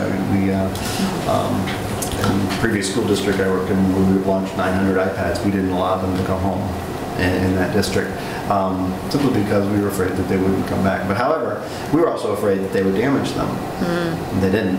The ones who damaged them were the adults. We had, out of the 900 iPads, 10 of them have come back damaged by adults. 2 have come back damaged by students. And it's just typical. It's not, but it's kind of humorous because you expect the worst, and it's like, no, they rise to the occasion. And the other study that's out there is how students treat equipment when it's theirs versus when it's not. How do I treat this book better if I paid for it, or this iPad or this computer if I own it? And there are studies out there talking about whether the care of the equipment is if it's theirs. I'm a freshman, I get it, I issue, and I know that I get to walk across the stage with it in 4 years. How do I take care of it versus, and it's, it's a school district, so I'm not going to see this next year, or whatever. It's very interesting on how the behavior of students are with equipment and stuff. It's just interesting. But to be honest with you, there aren't a lot of schools out there doing the take it home thing. It's rare that it happens. Any other questions? Well, Steve, thanks so much for being here. I've been on the board a long time, and we've had conversations about technology for a long time. So while this is sort of a beginning with this plan, which is really comprehensive and so well thought out, I also see it as sort of, the culmination of a lot of conversations over many years. And really, it's just wonderful to have you a part of the district, bringing together a lot of things that we have wanted to do for so many years and grappled with issues that are about, hardware and software and curriculum and ideas and children and the capacity, people's comfort level, and getting the students involved, and you meeting the students is just really fantastic. So, you just have brought together so many things so comprehensively and really sensitively to the culture of this school. So, there's a lot of work to do, and it's very ambitious. And, as we talk about the budget in our next item and in the additional years, there'll continue to be a lot of challenges, but, I'm really grateful that you're here presenting us with something that's just really exciting. It's a great place to be. It can happen, and I appreciate your support. And I will say that it's been, since I've been here, it's been a great 4 months so far. I mean, the staff has been wonderful. The teachers, the custodial staff, everybody has been. It's been a great experience. I'll just say it at that and leave it at that. But it's been wonderful to see that. So thank you. It's very exciting. It's great. I guess. Yeah. Thank you. Thank you. All right. Before Steve leaves, I do want to get him on the road, but well, he's not exactly going around the block either. But before he leaves, I want to make sure that if there are any questions that relate to the budget discussion, we make sure we ask those questions while he's here as opposed to after he's halfway to Troy. So, all right. Just a quick question. So the Technology Club Advisor, is that for the Gen Yes. curriculum and program? Okay, excellent. Yes, that is. Okay, good. Yep.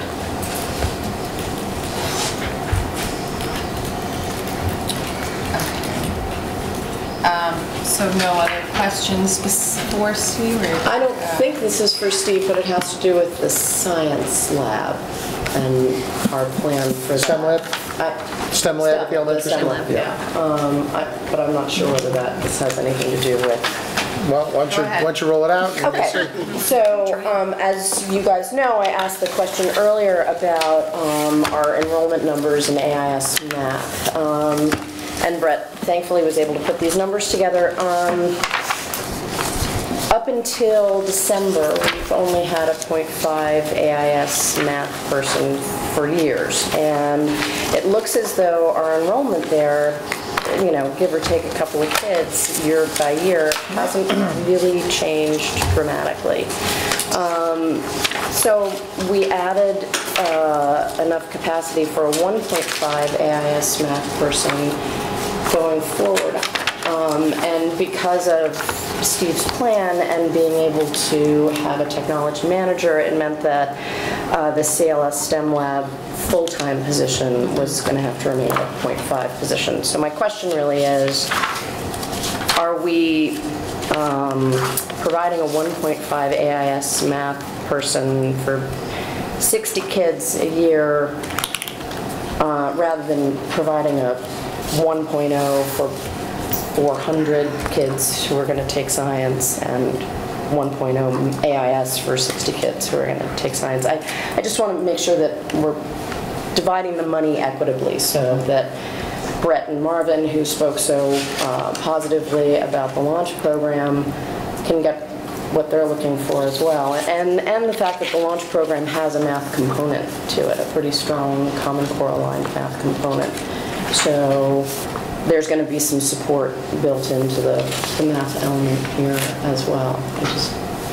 It seems like a missed opportunity if we have to wait another year for a full-blown science. Yeah, well, I usually don't like to speak for other people, but in this case I will because they're not here to speak for themselves. And I'm not sure, I mean, Steve can certainly feel welcome to chime in if he, if you'd like to add to the conversation. But we've been talking about this with Brett and Marvin and Steve for months and months and months, ever since Steve got here and before Steve got here with Marvin and Brett.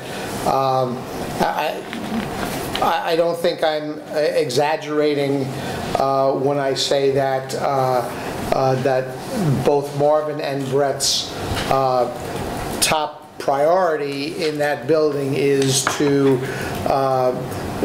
have AIS math support that that is even anywhere close to the level of ELA support. If you look at the amount of FTEs that we've had dedicated to ELA, and until just earlier this year, only a 0.5 FTE math AIS teacher, they were emphatic even before Steve Jensen walked down the hallway that that math was a priority, and that's why we hired a 1.0 FTE AIS math teacher earlier this year, so we would even start to approach the resources that we have in ELA.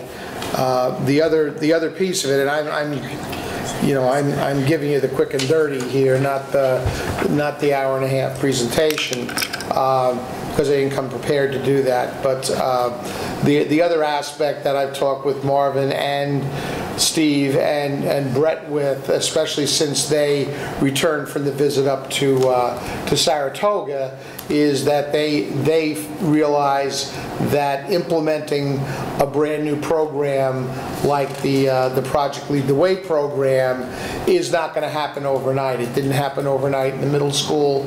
It's not going to happen overnight in our elementary school.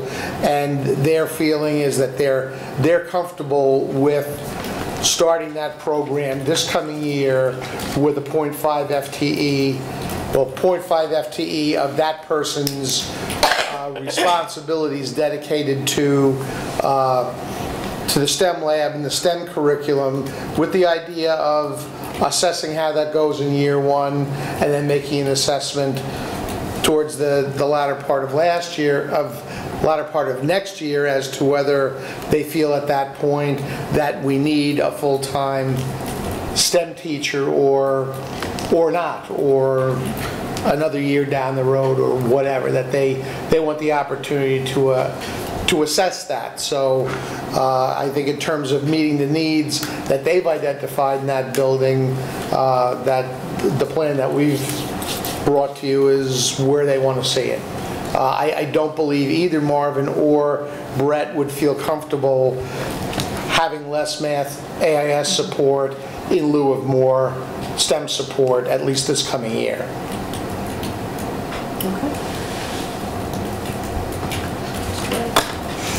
Would you concur with that, or? I think that would be their sentiment. Yeah. Okay. All right, so this can segue then into our review of the budget. Yeah, well, we're already into it, so.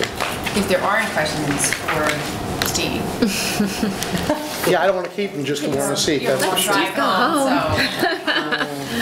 feel free. I think the only other question that might come up, I think Steve did a great job of addressing it during his presentation, but I want to make sure that if there are any questions regarding that level 3 technician and additional support, ask it, please, if you would, before he heads out to his car, so we can address that. I mean, I think you did a pretty good job of addressing it, but there may be questions still regarding that. I want to make sure. I can't pass up an invitation. There you go. She's going to ask. What do you envision that person actually doing? Primarily, to start out, is again, what I'll do is I'll give Joe the job description itself, and you'll see it listed out specifically. But there are some areas, in particular, the Wi-Fi is one of the big areas of doing that piece of it. The other is a desire on my part to bring our email system back into our fold rather than being an echo much more control over that. The other major areas of security, backup, and one's leaving our servers. And writing, we have to have somebody who has a certain skill level to be able to write scripts for going into Active Directory, pulling out the student data, being able to populate. What we're finding is that we have things like Blogster and some other things out there, and we're hand entering this stuff in all the time. I've got 60 kids that I need to sign for my class. Quite frankly, paying me to do that is not the way to do it. You need to write a script that exports those kids. Mr. Johnson's class needs all these kids that are already identified in the student information system or Active Directory. Comes out, and there's scripts that you write to do that, and it's very secure. You don't, it doesn't cause anything because it's just exporting. It's not adding anything to any information system. It takes a little bit of finesse to do that. It takes a programmer skill to do that. When it comes to security and backup, we came across a situation many years ago that our internet was being provided by RPI across the street from Troy High School. We had literally a fiber optic cable going over to Bray Hall, which was their dorm when they had it. A couple of very good hackers, if that's a better term, were using our servers to store all kinds of inappropriate material. We found that out through the fact that we had a level 3 technician there that said, wait a minute, and he came in, he actually used the example of how he got hacked, how his system got hacked, and actually presented that at shows and technology groups to talk about it, to warn other districts, this is a vulnerability, this is the thing you can. But we need to be able to do that, because to be honest with you, a level 1 or level 2 technician wouldn't even know that you could be hacked, wouldn't even be aware of it. And level 3 would because of the security. So it's really email security, wireless, maintaining the virtual servers, and network infrastructure. Those are the areas that jump out at me. Again, I'll provide you the whole job description as it's laid out, because we can't necessarily create a job ourselves. I mean, we can, but it's a very arduous process that as a civil service, because a test has to be given, and the whole routine. So fortunately, this October, a district in Dutchess County wanted that kind of level of support, wanted that kind of person, and so they jumped through all the hoops. So we're kind of catching on the coattails of that and saying, yeah, that's what we want from us this month. And that person would report to you? Yes.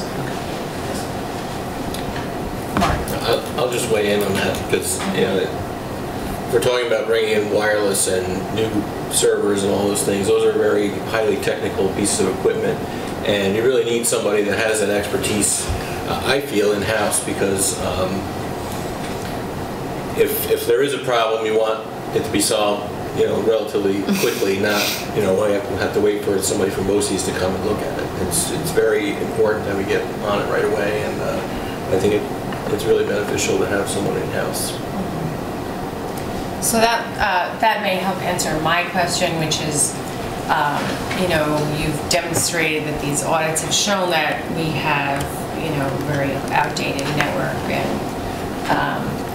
and so that certainly the need exists for both your expertise in curriculum development, professional development, and also a technician to work on helping us maintain, do and maintain upgrades.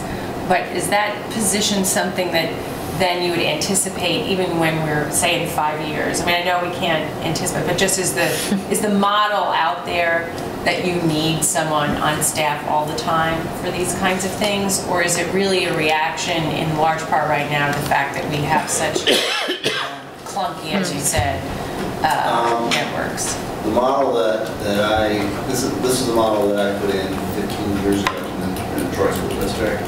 And that model still is in play today. I can't really say what it is out there. I don't want to say I know, but I don't. I can certainly check that out, but I can tell you my myopic view of it. That model still is out there, and I'm not surprised that other districts are beginning to advertise for that kind of level of support. Security is a big issue. you know, and I think Mark speaks to it very well, that there's a massive, you know, when you have wireless devices, and I think everybody, I mean, my cell phone now is going to be part of that system. So you got all these BYOD devices, and it has to be managed. That's a constant, even over the years. And one of the things that we also, this will also allow is that, again, I spoke very highly of the technical support that you have now in the district, but she's expressed, you know, a desire to be for additional training. That has not been not allowed, but I mean, her workload was so heavy, she couldn't do those things. And yet, you know, so now we want to be able to build that capacity as well at the same time, and to have a second person there. You couldn't take her off the line, so to speak, because everything, you know, I mean, I was one suffering individual when she was gone for 2 weeks on vacation. I was hurting because there were so many problems coming up that I had to address, and so and she tried to leave it as, you know, the table set for me as best she could. And but it really, you have to build within your system that capacity for growth, not only for your faculty but also for your support staff. Yes. So. And I think you really, I really appreciate the point you've made about that people won't use systems if they can't trust them. I mean, it is a complete waste of time, and of course we all have had those personal experiences in a variety of venues, you know, where you're at home trying to do something and you're just, now these guys have X number of minutes a day with kids, you're going to put it aside.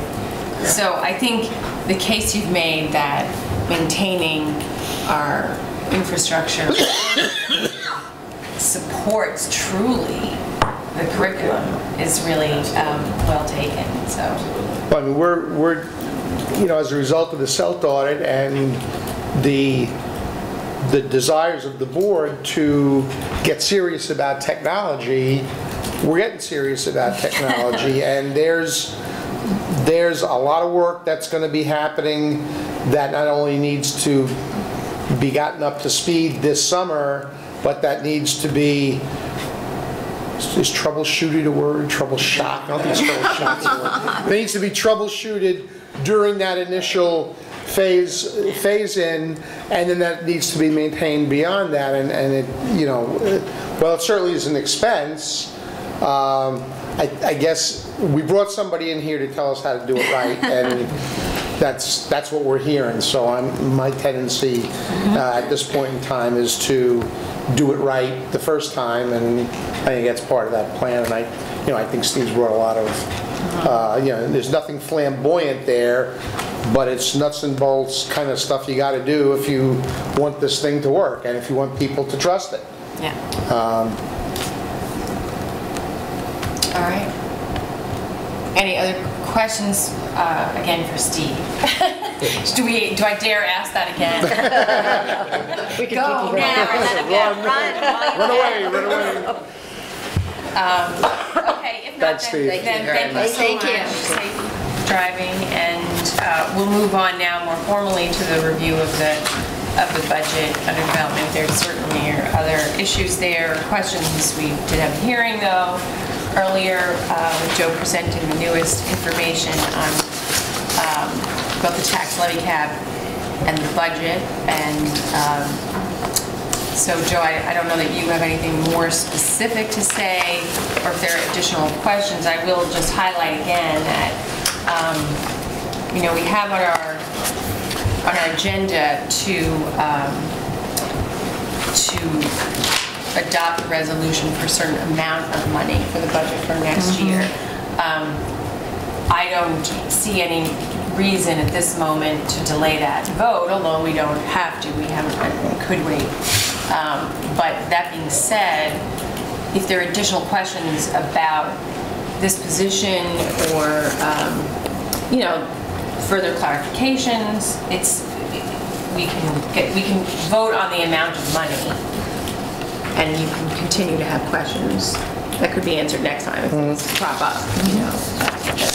I mean, I think at the risk of oversimplifying it, we're just under the tax levy limit, and that was one of the charges that that the board had for us at the beginning of the process was do as much as you can do and stay under that limit, so we don't have to risk going out for a 60% supermajority, which in an age of rebate checks coming at you in early November is suicide to, I think, for a school district to go out for a supermajority. Who's going to say, you know what, don't give me my rebate check, we'll vote for a budget that's higher than that. I think it's going to make it very difficult. That was never our goal, and I think we've done some pretty good stuff and stayed within that tax levy limit. My only question is, are there things that you want us to cut out so our tax levy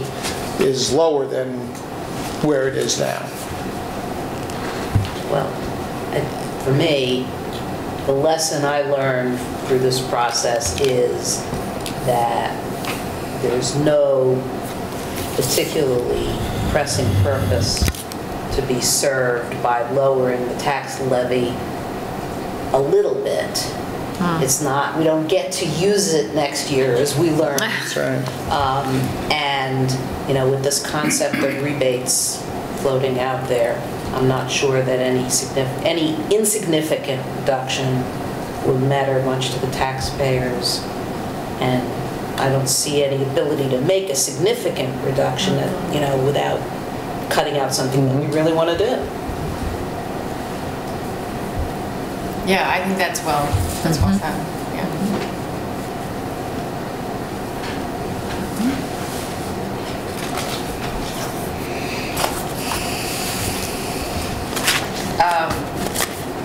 And people feel comfortable with the fund balance usage. Joe explained that. It's just another piece of that. I think the finance committee, that'll come up a little bit in the board committee reports, but we discussed that as well, the prudent use of fund balance. So if there are no other questions right now about the budget, then I just want to be sure everybody feels prepared to vote on it when we get to our action items. Diane? I have a question that's budget, but it's in the finance. So I'll just ask it now.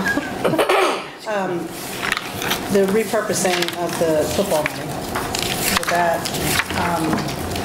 that would spread that money out to the 3 sports that are funding themselves. Will that be just for next year, or is that that will be? Well, it's in the budget. I mean, we didn't take it out of the budget because we're kind of waiting to see what was going to happen. And as the weeks drag on, it seems pretty obvious that there are no viable options for us with football for the coming year.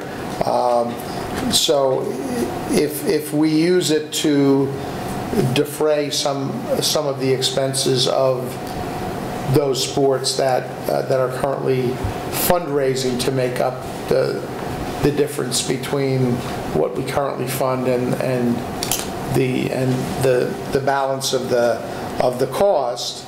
And I think one thing we discussed at the finance committee was that perhaps a prudent approach to that would be to do the best we could to address the costs of coaches and transportation for those sports. Whether we're able to do more than that would remain to be seen.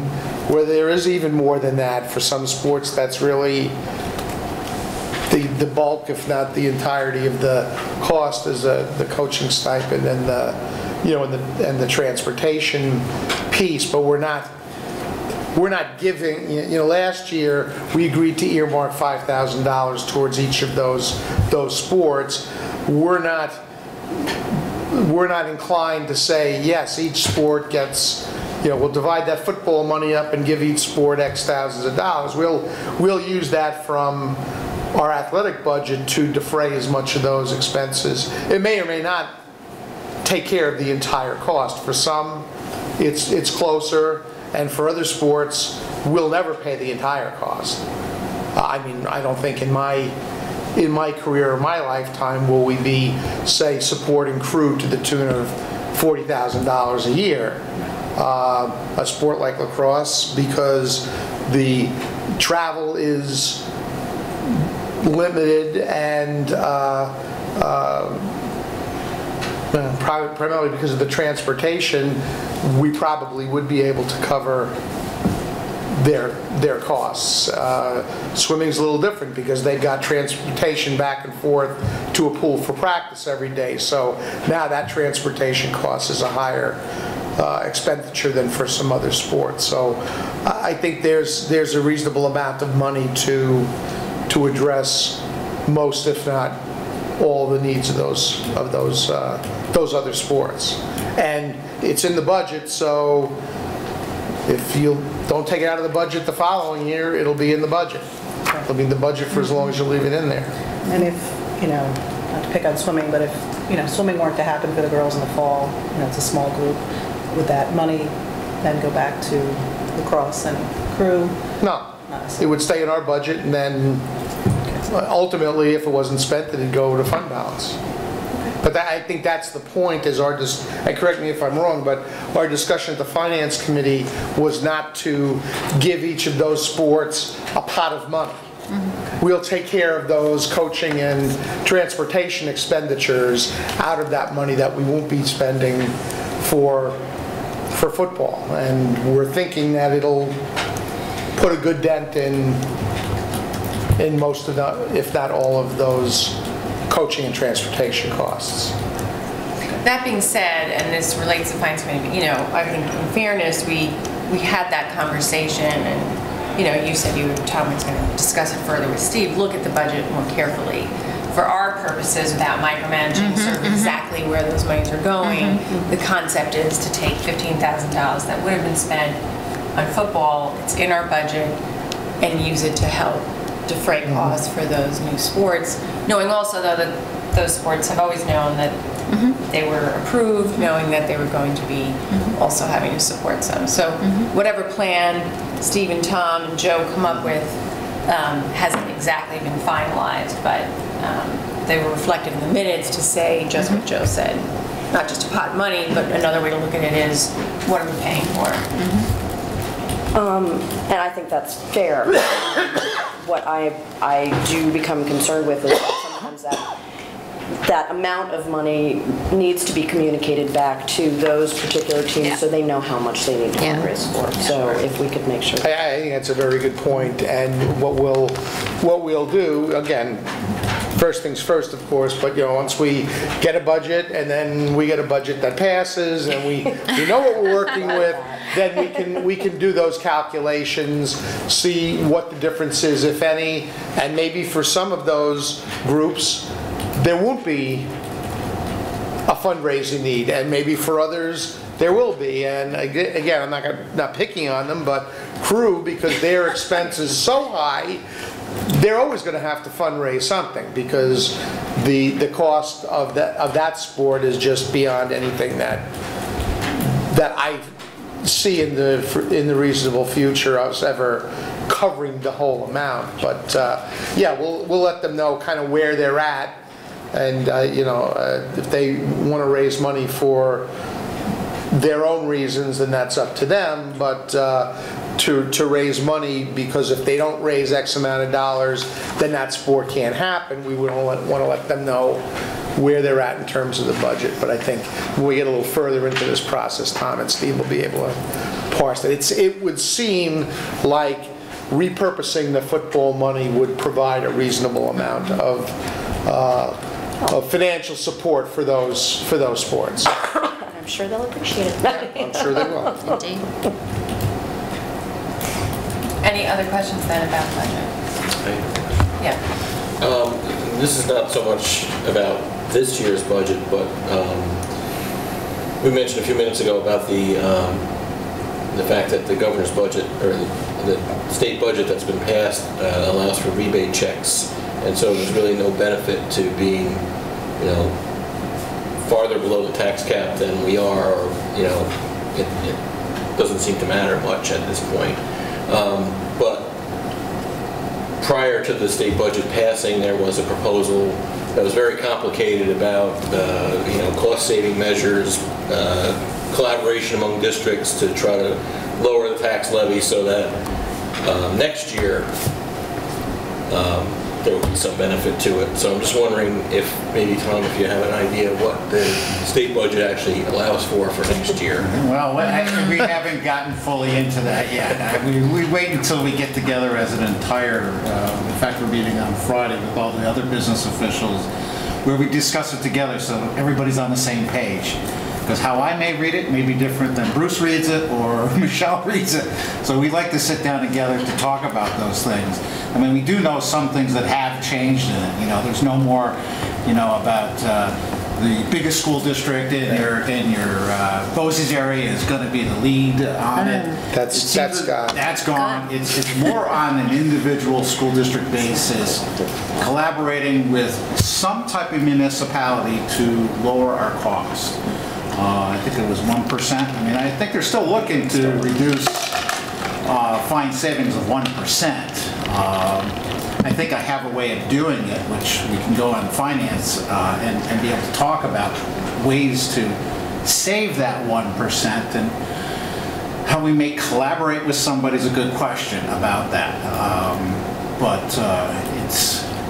I don't have enough information to be able to report to you on that. They haven't provided us with any specific guidance on that, except that it seems to have gotten a little less complicated than the original plan, but there is still a requirement for, if you want the rebate check for the second year, there's a requirement for finding savings through collaborations, et cetera, to reduce your spending or your tax levy or whatever it happens to be by 1%, and without a lot of the bells and whistles that were in the original proposal. But I have not seen one shred of an outline of, hey, this is what you do. So we're still waiting on that. And it doesn't appear that we're tied into whole county, like the last time. We were tied to the whole county doing it. Now it just seems to be us. Okay. Which individual districts, as opposed to an entire, all school districts within the BOCES region. Diane? I mean, I think it's always important to try to keep the tax levy as low as possible and balance that with adding programs. And I think that, you know, we've done that, but it's also important to note that it is less than it was last year. Right. So it's important for people to realize that it is less. And if those rebates happen, then it should be much less. Right. I mean, the tax levy limit is significantly lower this year, I mean, for 14-15 than it was for 13-14 by almost 1%. Oh, so we're under the limit this year. That means our spending and our taxing is a lot lower. So I mean, it's going, you know, from the point of view of a taxpayer, it's going in the right direction. And even though we know that the tax levy limit's going to fluctuate depending on how we plug into all of those, you know, 2-3 pages of bizarre formula, but yeah, we know that this year's tax levy is less than next, and we're below that. So I think we're in a reasonably good place. And I want to thank you, Joe and Tom, for the work you have done to get us to this point, because every year it's a challenge. You know, rules change midstream.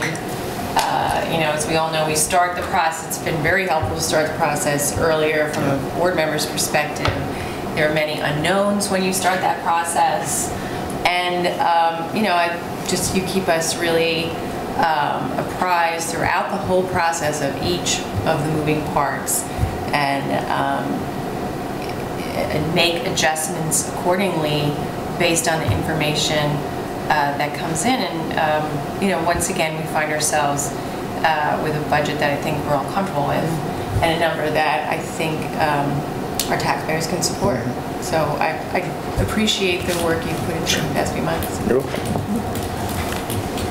We'll move on then to the 2014-15 BOCES administrative budget and BOCES board member vote.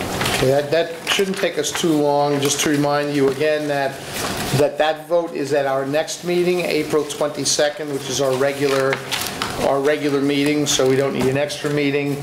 And for anybody who is interested, the BOCES annual meeting is tomorrow night at 7 p.m. down at the BOCES Center in Salt Point, or you can go to Mill Road Elementary School up in Red Hook and watch a broadcast of that annual meeting. There will be three candidates running for 2 board seats. They're in the document that's in your packet. I'm not sure if any of you have received any outreach from any of them. Some years they do, some years they don't. And I had said at the last meeting that I would try to find out information. I haven't had a chance to, so I'll see if I can find out something. Email these gentlemen directly. Yeah, so we can learn. Two of them, Tom Hurley and Mike Reel, are currently sitting board members on the BOCES board, and Robert Rubin is not. I don't know anything about him, but sometimes they do some outreach without being asked before the BOCES budget vote. And in terms of the BOCES budget,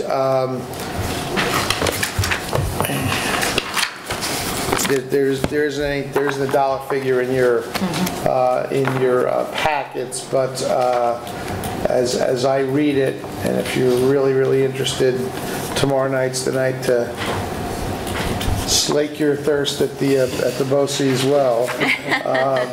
But we will be voting on a BOCES administrative budget. Right. It's not the entire budget by law, just the administrative portion, just a portion of the administrative portion by law needs to be voted on, and it will be $4,233,350, which is a 2.6% increase over the current year, just so you know kind of where their costs are running relative to, and I don't think they have a tax levy cap that they have to worry about. But they're, it's not, doesn't seem to be wild and crazy spending. But and you should all have gotten a copy of this. Have you not gotten this yet?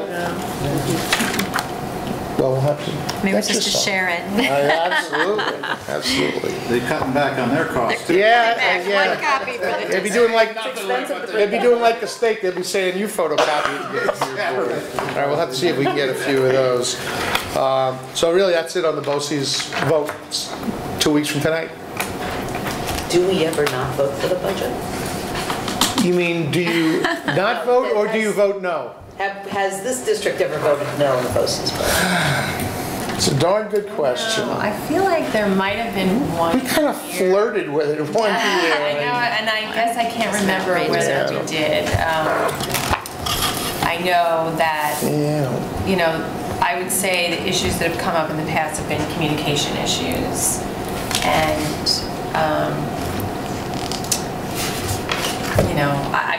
it's a tough one. I will say, these people are serving, most of them, on other boards. So it's a lot of work.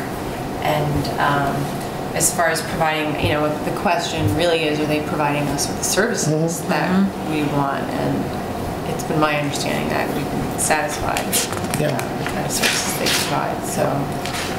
And we send quite a few of our kids there. There was 1 year where we thought of, I think because of some issues but I can't remember whether we did or didn't, frankly. I honestly the memory is dim, but my sense is that we've always voted for it. I don't really think we ever voted it down, but we did squawk a bit that year. Squawk a couple of years. I think we voted yes, but registered our displeasure. It was all about communication on their part.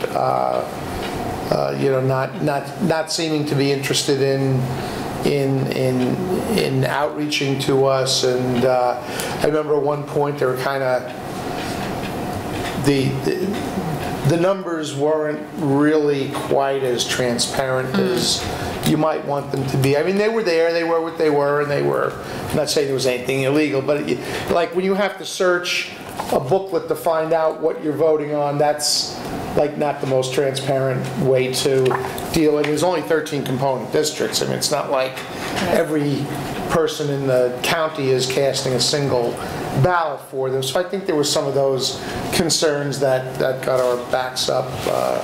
But we have, I believe, we've always voted yes. And this year, for it. there's nothing like No, it's pretty much business as usual. Okay. If a BOCES budget doesn't pass, what does that do to our numbers? I mean, they'd have to cut.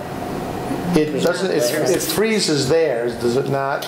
It freezes. Their that little bit administrative of money. budget. But most of what we're paying, like for example, if we're paying, I'll just pull a number out of thin air, you would know the number. If we're paying $200,000 to send our kids to the tech center, and the BOCES budget doesn't pass, we're still paying $200,000 to send our kids to the tech center. Really for the. It's the administrative budget that gets frozen, and that, and there is an impact, but it's not like, oh wow, they're going to jack the cost up on our students going to the BOCES center. That's not going to happen. That doesn't happen.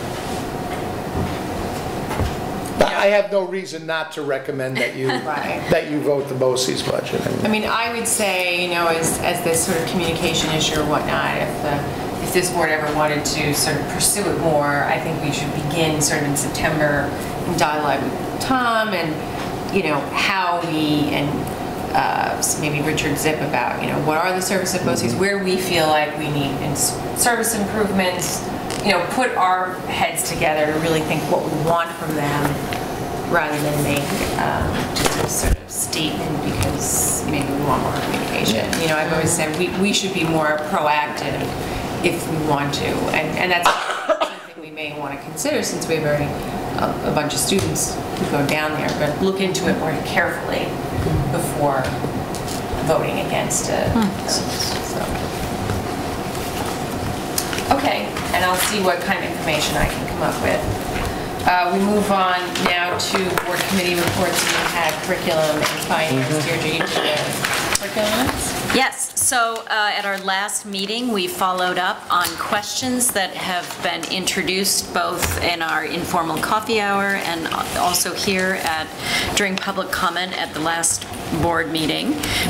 And Marvin Krebs was extremely helpful in answering some of the questions that came out during question period.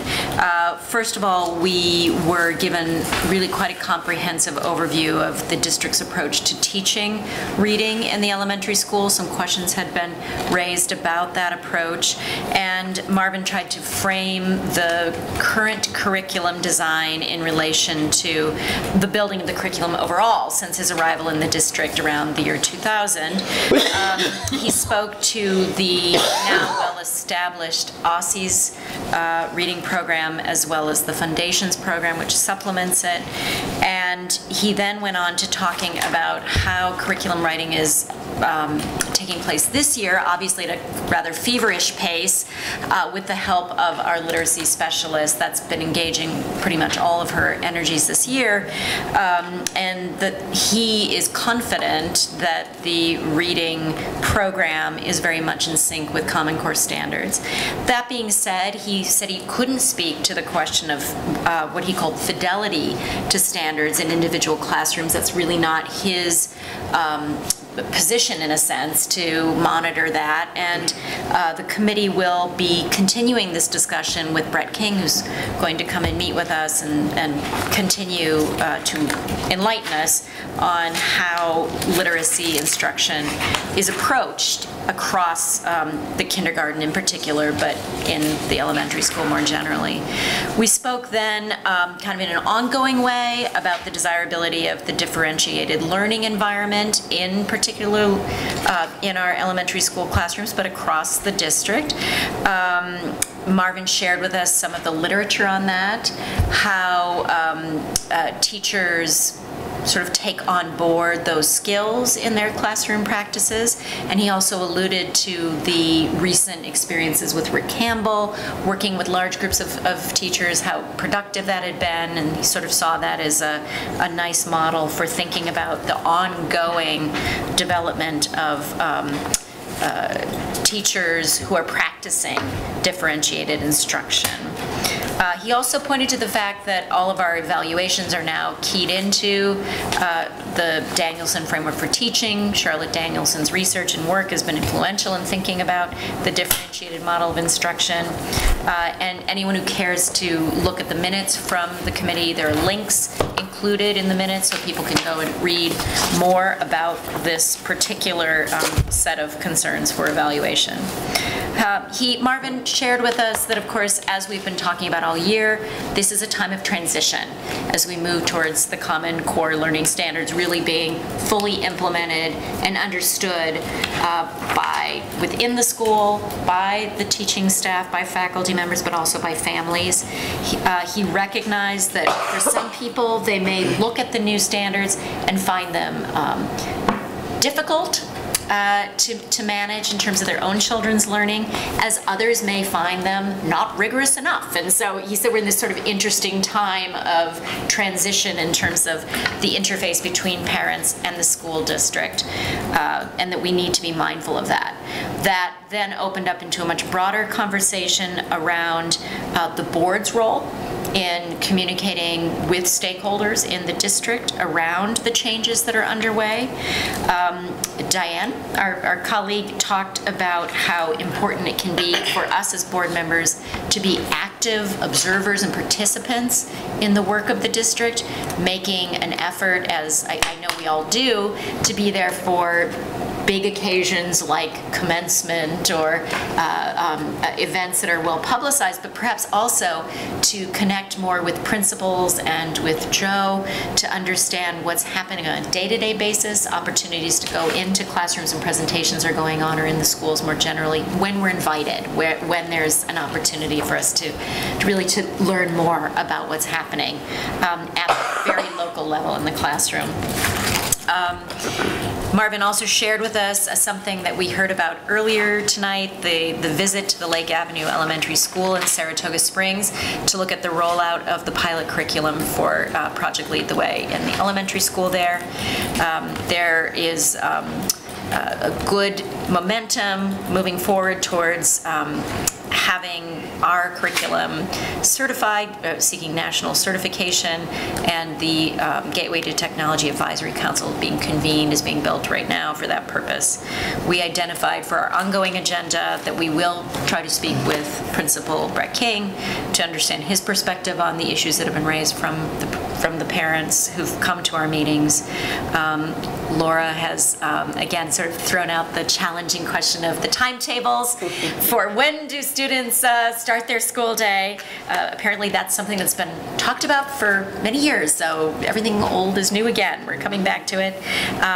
The sort of larger emphasis on differentiated learning will continue to form part of our discussion moving forward. I think those are the top items on our agenda. Great. Very good. Questions for curriculum? I would just share with you that at my most recent county superintendent's meeting, the distinguished superintendent from the Arlington Central School District raised the issue, and it is now a countywide topic of conversation as it piqued much interest amongst the group. So, The start time? Excuse me? The start? Yes. Well, it was in the New York Times, front page. There you go. There you go. So I'll let you know what I hear from that group, as well as regale you with tales of studying that issue. Dust off those files. Get those files out. Exactly. Very good. That's a lot of good conversation, so thanks for that report. And I will just say, it seems like a small thing, but I appreciate that point about board members trying to attend events we've been invited to. It can be challenging. Of course, we're all volunteers. We all have our many other responsibilities, and including attending events that relate to our own children. But the times that I have done that personally, I have found very gratifying, especially since they're not necessarily things that I would find myself at otherwise. So I think that was a good point. Thank you.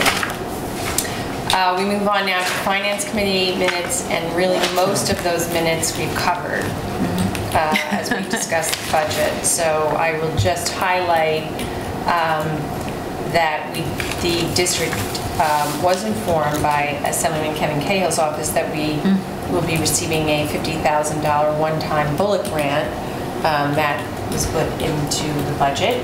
And they're not tied to a specific purpose, and the current thinking is to apply it to enhancing technology in schools. So we have some flexibility with that money, so we appreciate the efforts of Semling and Cahill in earmarking that money for our district.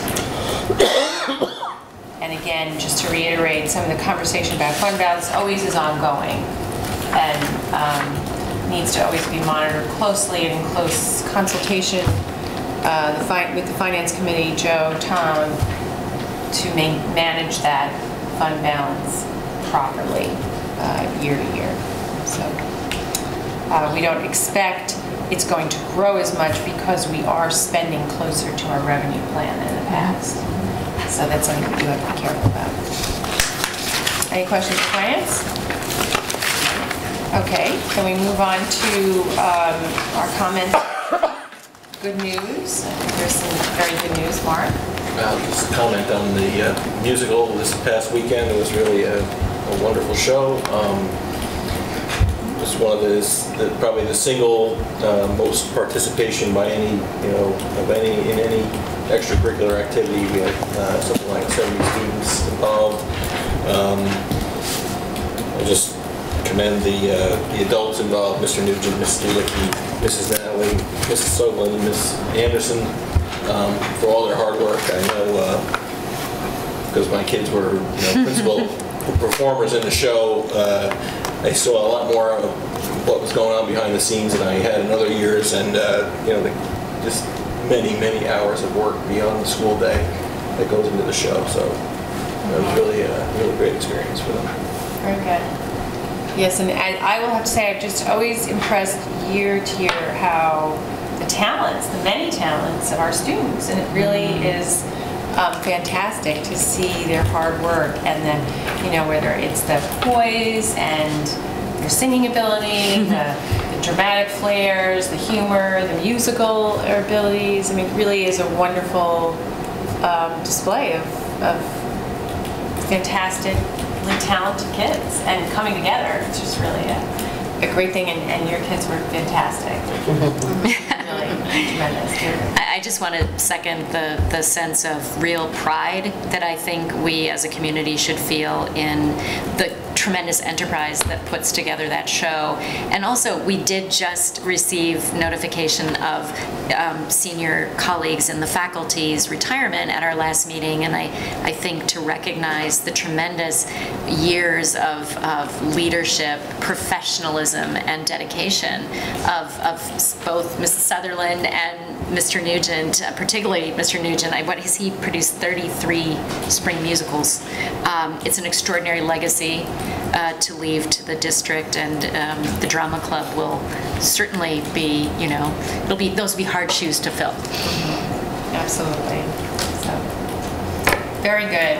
I've got one more. I also enjoyed the play tremendously. It was really fun. I laughed.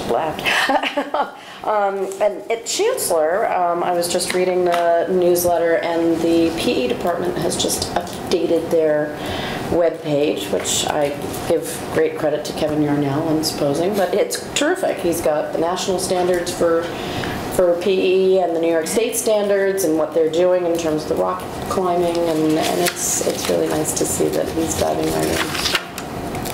Very good. Too. Excellent. Any other good news to share? All right, then we move on to old business. Does anyone have any items for old business? All right, then we move on to public comment. Any comment from the public? It's your big chance, Dave. Speechless. I was up late last night watching the Oh, yeah.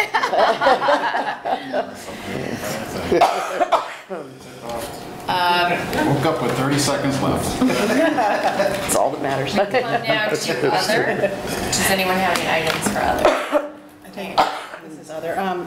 Joe, I'm wondering if you could give us any feedback or anything from the state tests that were administered this week, and if not, that's fine. I didn't ask you ahead of time, but Well, If you can't, then I'm wondering if the You'll have to principals read it. next time. You'll have to read it in the Observer because they're running a hard-hitting piece on that particular topic I upcoming. hope we get a lot of details from the principal next time, but Yeah. anything you Yeah, can just to be brief, we had, I believe, 11 students refuse to take the test, up from, I think, 3 from the year before. I think last year we had 3 in the middle school and none in the elementary school, so we had some additional, I think we had 5 in the elementary school this year and 6 in the middle school.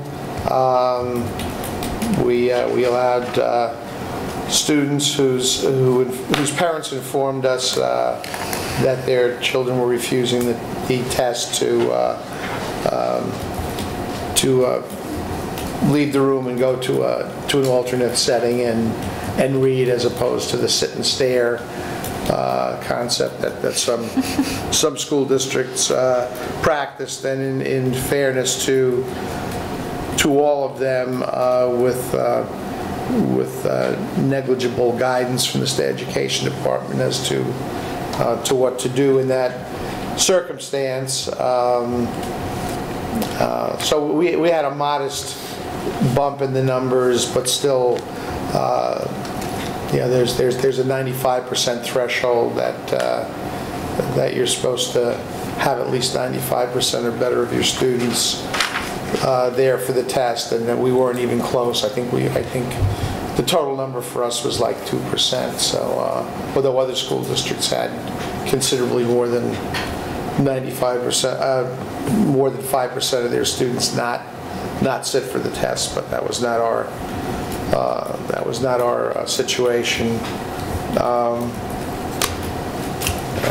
I'm not sure what else I can tell you about that. What happens in the case where they don't make the 95%? Oh, they take the superintendent out in front of the building. And there's a public flogging, and they leave the stocks and pillars up for about a week or 2. And, I'm not really sure, because it never crossed my mind that we'd have that many kids not take the test, but some school districts were concerned about it, and there were school districts on Long Island that had a lot of kids who didn't take the exam. But again, what's going to come of it?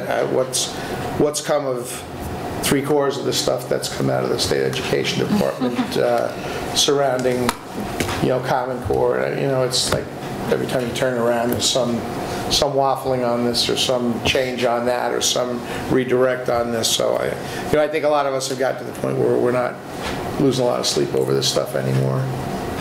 We may have last year, but this year it's kind of like, we'll do our best and it'll be what it'll be. That's a snapshot. All right, well, I'm sure they'll provide. Right. The principals will provide details. Yeah, I'm not sure what more than that they're going to provide you, but they would certainly, there'll be a whole regimen of math testing that will occur when we come back from. Like I said, I'm curious if some of the timing issues were fixed. Right. How the staff felt. Yeah, apparently, thank you.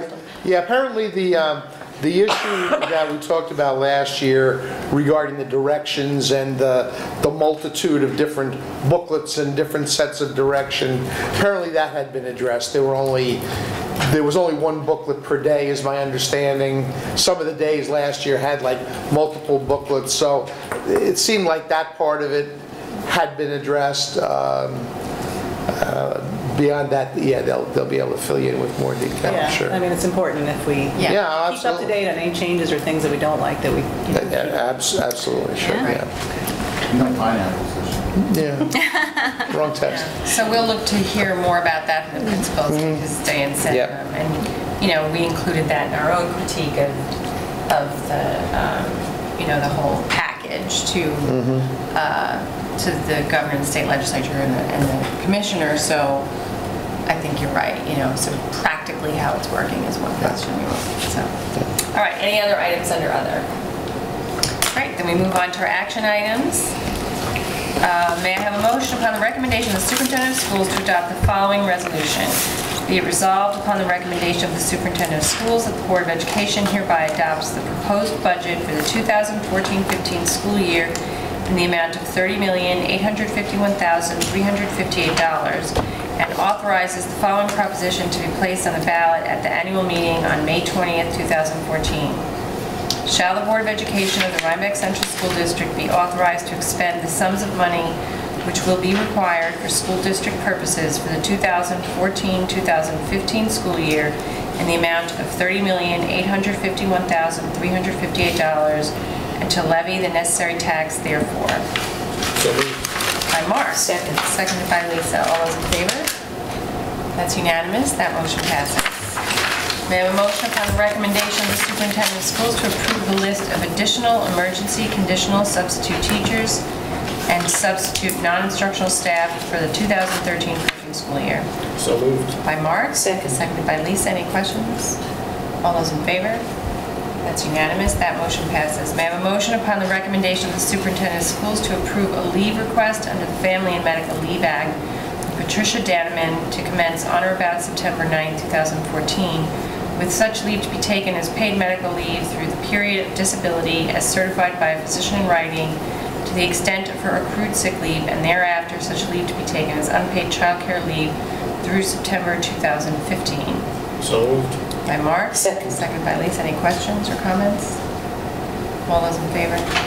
That's unanimous. That motion passes. May I have a motion upon the recommendation of the superintendent of schools to accept the donation of an Artley flute, model 45-00830, with an estimated value of $200 from RHS alumna Sarah Hetty, as stipulated in the attached email? So moved. By Mark. Second. Seconded by Lisa. Any questions? Well, thanks to Ms. Hetty. That was very generous of her, and it was a lovely email expressing the pleasure of coming back to the school. So thank you to her for that donation. All those in favor? It's unanimous. That motion passes. We have a motion for the recommendation of the superintendent of schools to appoint Victor Britton as a teacher coach for a short-term duration, commencing March 27, 2014 through April 24, 2014, in accordance with the RTA salary schedule for 2013-14. So moved. By Mark. Second. Second by Lisa. Any questions or comments? All those in favor? That's unanimous. That motion passes. May I have a motion to move into executive session for the purpose of discussion of the employment history of particular persons? So moved. By Mark. Second. Seconded by Lisa. All those in favor? We will now move into executive session.